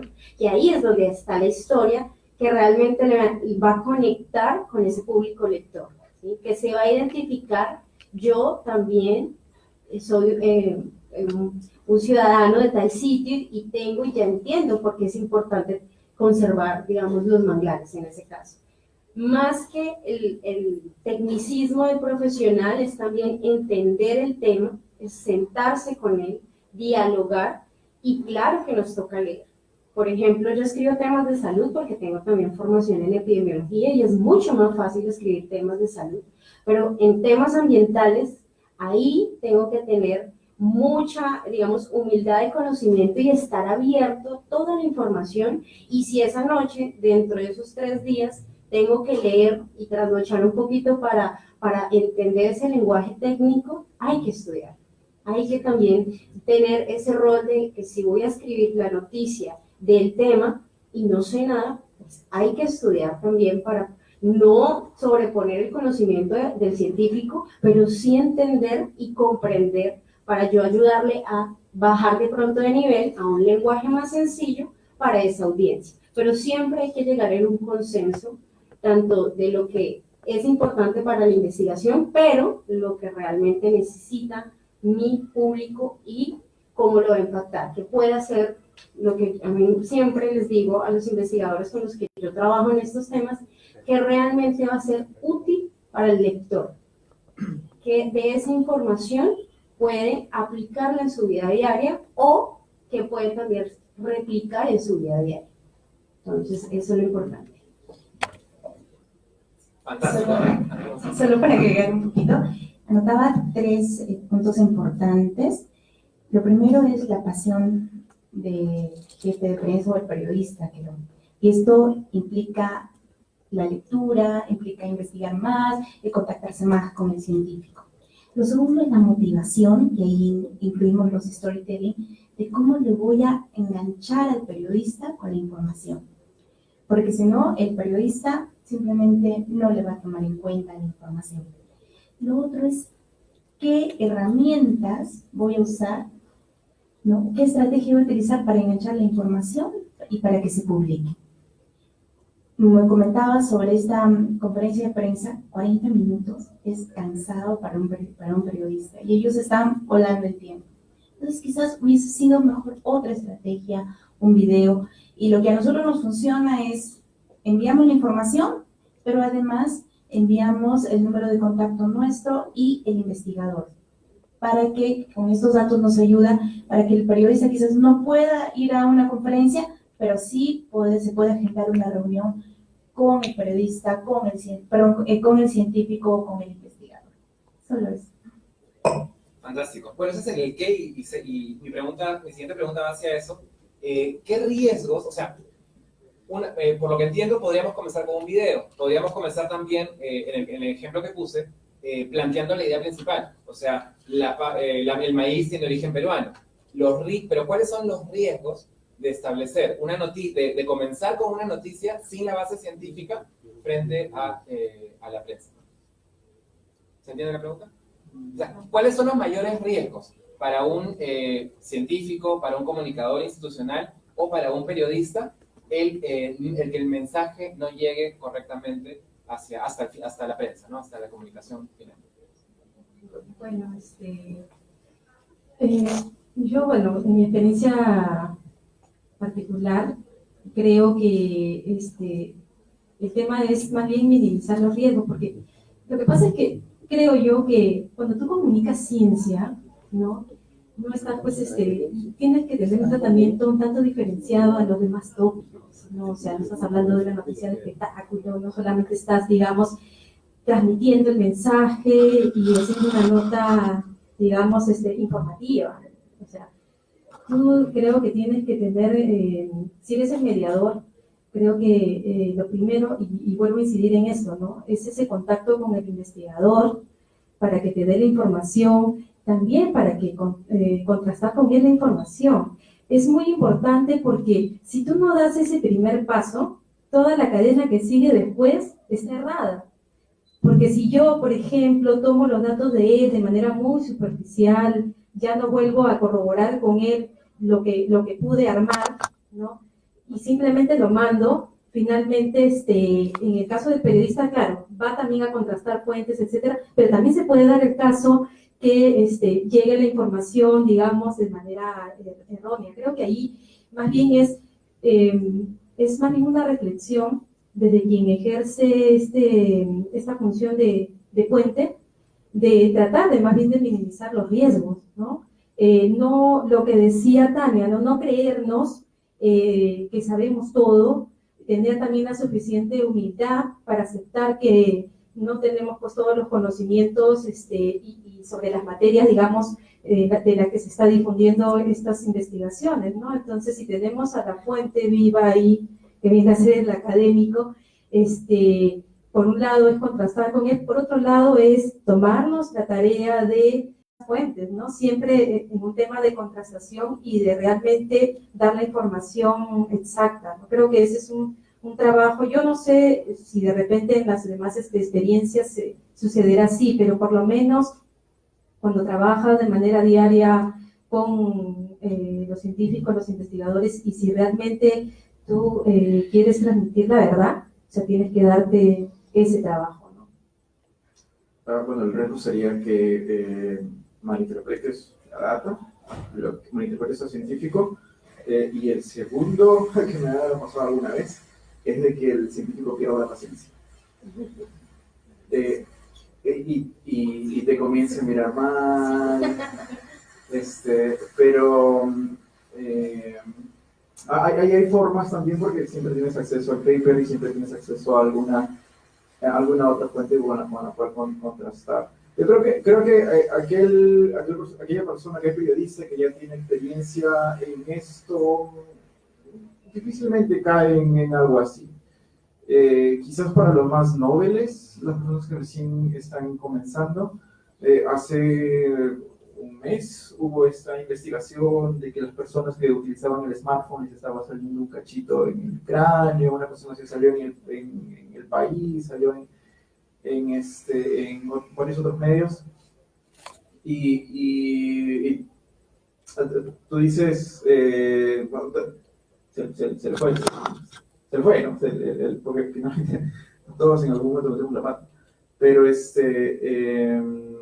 creo que el periodista que tiene ya experiencia, los riesgos son pocos. Porque ya tiene las herramientas y las estrategias para contrarrestarlo, ¿no? O en todo caso minimizarlo. Y a menos de que trabajes en prensa escrita, si trabajas en versión web, siempre puedes retirar el artículo, hacer la corrección y ponerlo en el pie de tu artículo. Bueno, uno de los riesgos también es lo que interpreta a veces la audiencia con lo que decían ahorita, con solo el título. Por ejemplo, nosotros llegamos con títulos muy llamativos a los jóvenes, a este target, y si se quedan solo en el título, tienden en redes sociales a hablar del título y no leyeron, y a veces colocan, digamos, reacciones del público, como decía Daniel, que tenemos un público, digamos, especializado y también académico, y dicen, ven, pero esto, y empiezan a hacer su explicación técnica. Entonces nosotros obviamente le decimos, claro, está dentro del artículo completo, citando las fuentes, y está eso mismo que está comentando el lector. Ahí nos damos cuenta también de la interacción que tenemos, son lectores muy críticos y que tienen mucho conocimiento del tema. Entonces, por eso, digamos, yo siempre me enfoco en el público, porque le tengo ese respeto a este público bastante. A diferencia de otro tipo de público, el público que lee ciencia es extremadamente quisquilloso. Sí, te equivocaste porque no supiste diferenciar entre el pájaro verde del norte de tal región con el del sur, porque no sabes. Y alguien, no, son unos fake news, que son unos mediocres, no sé cuánto. Sí, pero sí, suele pasar. Por eso nosotros, digamos, tenemos en ese ecosistema de información de calidad, que le colocamos así, está la lista de nuestros periodistas, la lista de todos los científicos que nosotros tenemos en el área, la parte gubernamental, y cuando son temas así delicados, y pues ya que tenemos esa base de datos, no solo digamos aquí en Perú, sino de diferentes países, lo que hacemos es contrastar lo de este científico acá con, ejemplo, un científico en Colombia o en México o en España, para verificar esa realidad, ¿no? Y lo han hecho con bastantes noticias, se ha hecho bastante. ¿Tú puedes citar algunos ejemplos, Víctor, que te acuerdes de esas noticias que ha tocado hacer pareamiento? Creo que fue la del científico italiano. Aquí, Daniel Cerón. No, es que quería recordar una noticia que salió en varios medios. Bueno, esto ya es para darle el tono jocoso al asunto, ¿no? Se reportó sobre una investigación, un arácnido argentino, un arácnido en Argentina, ¿no? Que, bueno, los titulares de los principales medios del mundo, estoy hablando de CNN, estoy hablando de otras marcas, decían que se acababa de descubrir en Argentina una araña camello venenosa que come carne humana. Y era muy curioso, el titular era extremadamente llamativo, ¿no? Ya era hasta sospechoso.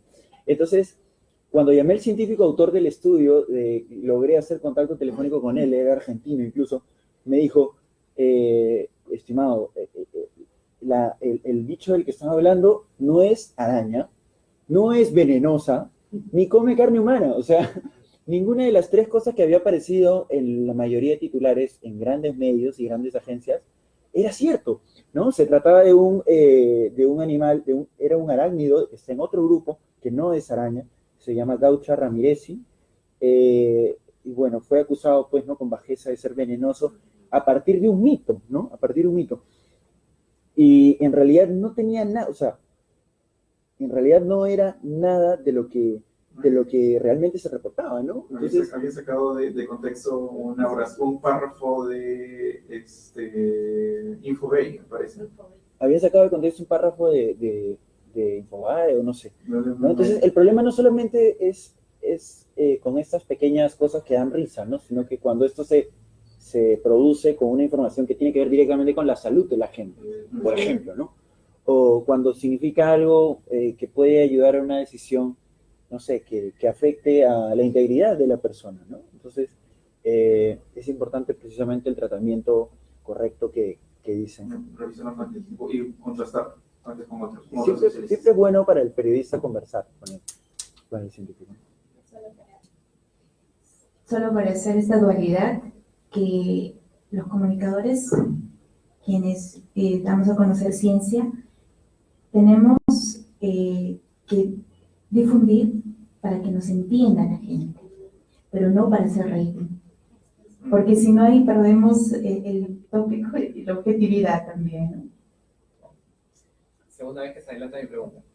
Hay dos hechos aquí que podemos mencionar. Primero, lo que se habló en la primera mesa, y es que se hablaba sobre que estamos en una situación pues un poco complicada, digamos, a nivel país, e inclusive sin tenerla, existe, digamos, una necesidad de lector o el destinatario final de todo, digamos, de la prensa, de toda noticia, de recibir algo positivo, algo que de pronto levante un poco el ánimo, pero también entre el periodista y el comunicador institucional existe pues una búsqueda por esa objetividad que jamás se va a llegar, pero finalmente lleva un storytelling, o sea, la prensa, el periodista y el comunicador institucional tienen que escoger entre la diversidad de noticias y descubrimientos científicos hacia dónde llevar la atención pública.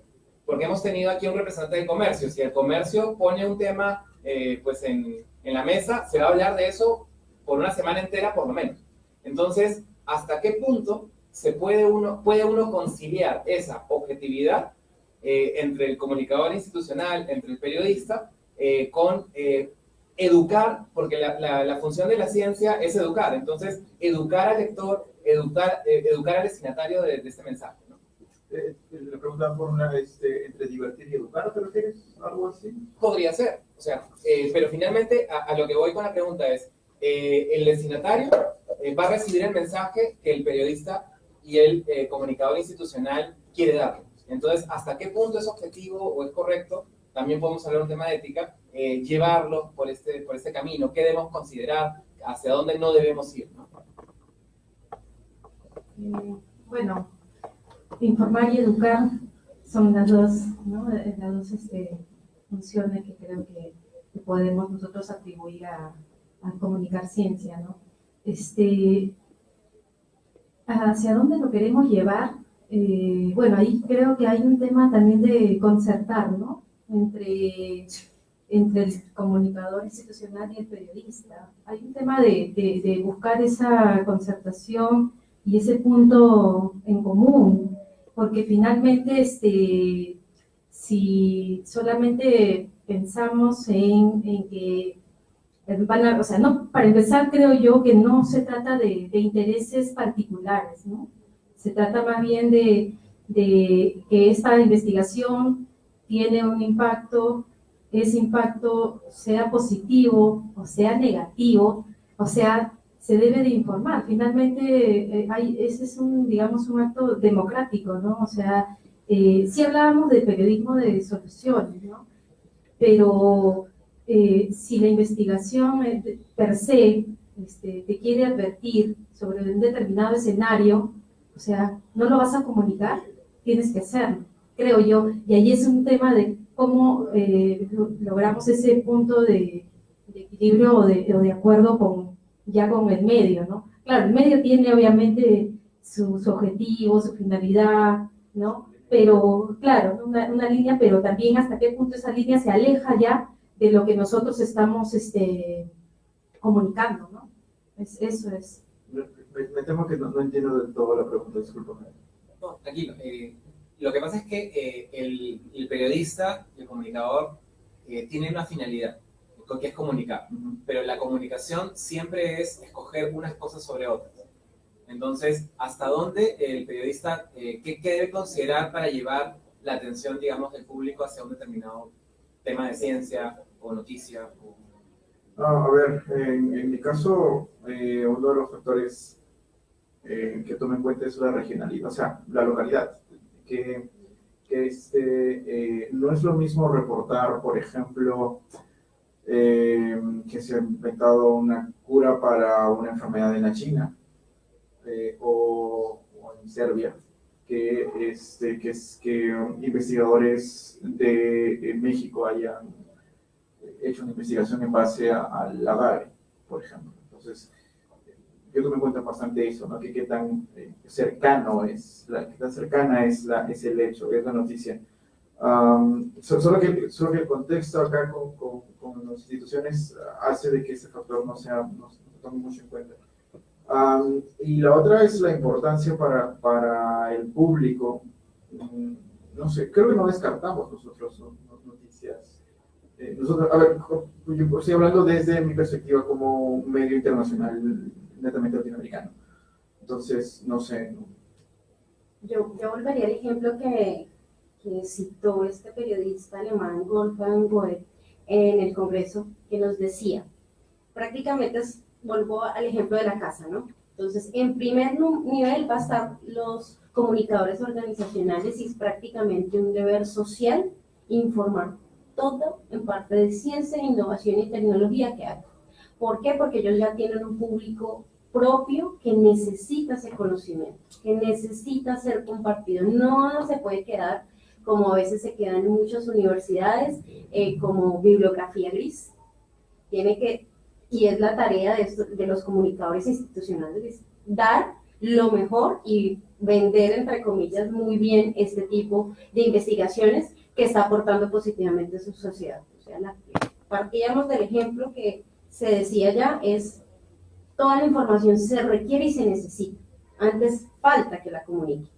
Y en segundo nivel de esa pirámide de información, ahí vienen los periodistas, que como ya lo hemos explicado, no todo puede salir, porque ya se supone que dentro de la institucionalidad ya está todo. El que necesite esa información, pues ya se sabe que en las páginas institucionales va a estar toda la información propia, local, y ahí va a estar ese conocimiento. Y ya en temas de periodismo, pues obviamente, dependiendo de esos valores periodísticos que ya han comentado los anteriores panelistas, y de acuerdo también a las necesidades informativas de sus audiencias, va a seleccionar de acuerdo a eso. Obviamente ya viene la parte ética y que no ingrese a ese algoritmo macabro de solo darle lo que quiere recibir, ¿no? Entonces, porque va a sectorizar y no le va a llegar todo el conocimiento de otras áreas. Lo decían creo que ayer o hace 8 días en el foro. Una de las tendencias de periodismo es que está siendo muy lineal y focalizada, entonces ahora estas páginas de periodismo ambiental, estas páginas de astronomía, estas páginas, entonces que es bueno porque saca lo mejor de cada parte periodística, de cada información, pero también entonces la persona solo va a consumir una sola línea. Entonces ya viene también el deber del periodismo que hacemos de todas las ciencias o, como lo explicaba el del comercio, que hace de todo un poco, pues mostrar adecuadamente esa información para que sea interesante y le llegue a todas las personas, que no haya ese límite del conocimiento. Y ya el trabajo, como siempre lo nombro, el trabajo articulado que se debe hacer, porque independientemente habemos muchos haciendo lo mismo, hay millones de personas que desconocen infinidades de temas y necesitan que haya más comunicadores, que haya más periodistas rigurosos y que haya una buena información que le mejore la calidad de vida a cada uno de ellos.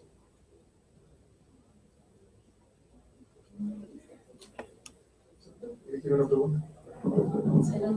Ya para... Sí, bueno, antes de terminar, una forma de hacer convergencia en ciencia y comunicación es un evento que vamos a tener en diciembre, el 10, 11 y 12 de diciembre, el Simposio Internacional de Montañas. Están cordialmente invitados, se va a realizar en Cusco, entonces donde va a ser una concentración, investigación y ciencia.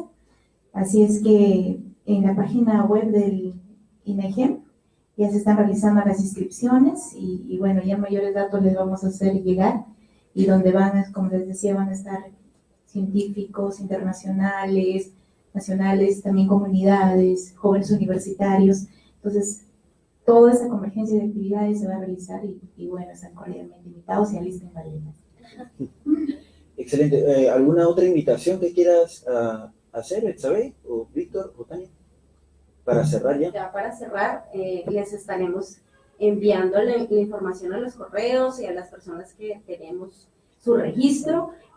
La información del encuentro latinoamericano ahorita en noviembre, igual también van a estar por nuestras redes sociales de N+1 este encuentro, y estar atentos también porque necesitamos sinergias colaborativas para hacer los viajes de campo del Congreso Mundial. En este año se unió Suiza, se unió Italia, Francia, trabajaron juntos para este Congreso, y por supuesto Colombia quiere unir a toda la región, a las asociaciones que ya están formadas, que es México, Argentina, Chile, Brasil y ahora también Perú. Entonces vamos a estar trabajando en equipo y conectados para todo este proceso. Hablando de la asociación, están invitados todas las personas que se dedican a esto, con la comunicación, a la divulgación y periodismo científico, y los científicos obviamente, pero los detalles vamos a estar dándolos más adelante.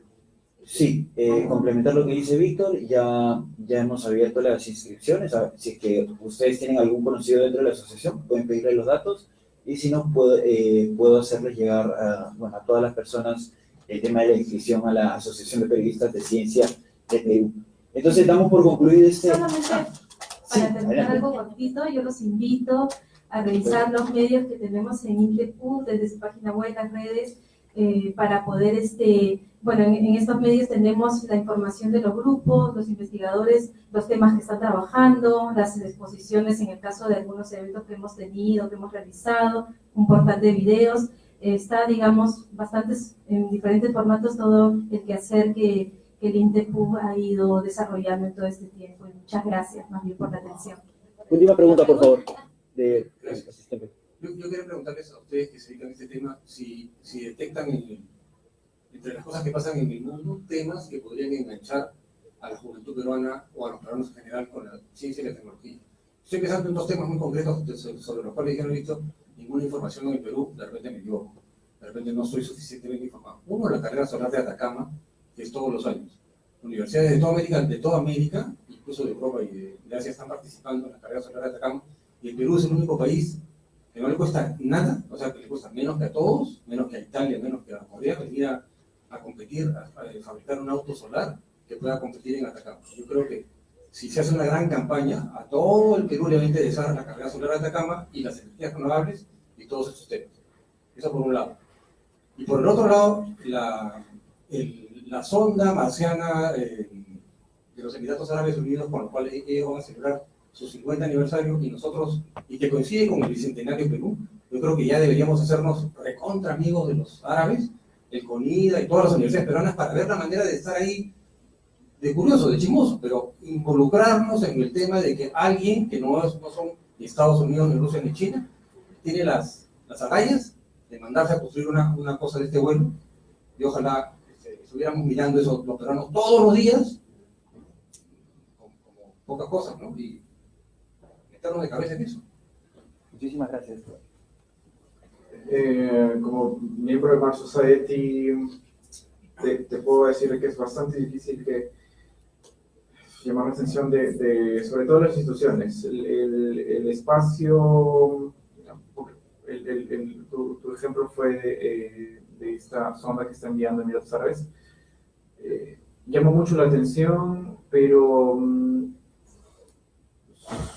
sus subproductos son difíciles de ver. Entonces hay líneas de investigación mucho más urgentes que no son tan inspiradoras como lo podría ser el espacio. Entonces ahí es un poco complicado. Yo sé que CONIDA trabaja CONIDA, la agencia espacial, trabaja con APCO, que es esta asociación de agencias espaciales de la India, de China, de Irán, de varios países que no necesariamente son de NASA o de la ESA. Y sé de ciertos distintos grupos que trabajan con la Agencia Espacial de la India y con startups espaciales de la India. Entonces, por ahí puede haber algo. Con respecto a lo de la carrera de Atacama, es la primera vez que lo escucho. Tengo varios años escribiendo. Carrera solar. Carrera solar de Atacama. ¿Sí? ¿Sí? ¿No lo había escuchado? Pero igual voy a echarle un vistazo, voy a ver sobre eso escribo. Bueno, excelente, fantástico. Muchísimas gracias al público por asistir, a todos los panelistas. Un aplauso, por favor, a los panelistas que estuvieron. Agradecemos a CIDEPUC por habernos facilitado el espacio. Gracias por la contribución. Espero que sea el inicio de muchas otras contribuciones a la Asociación de Periodismo y Comunicación de la Ciencia y a nosotros por hacer posible este evento. Muchísimas gracias. Hasta una próxima.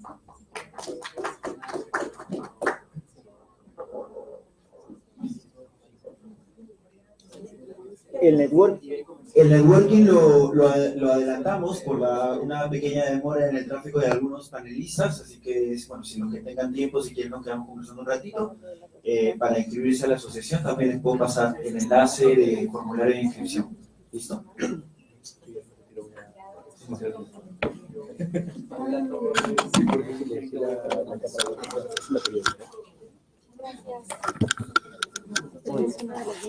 Gracias. Energía renovable. Más bien ahorita lo que nosotros estamos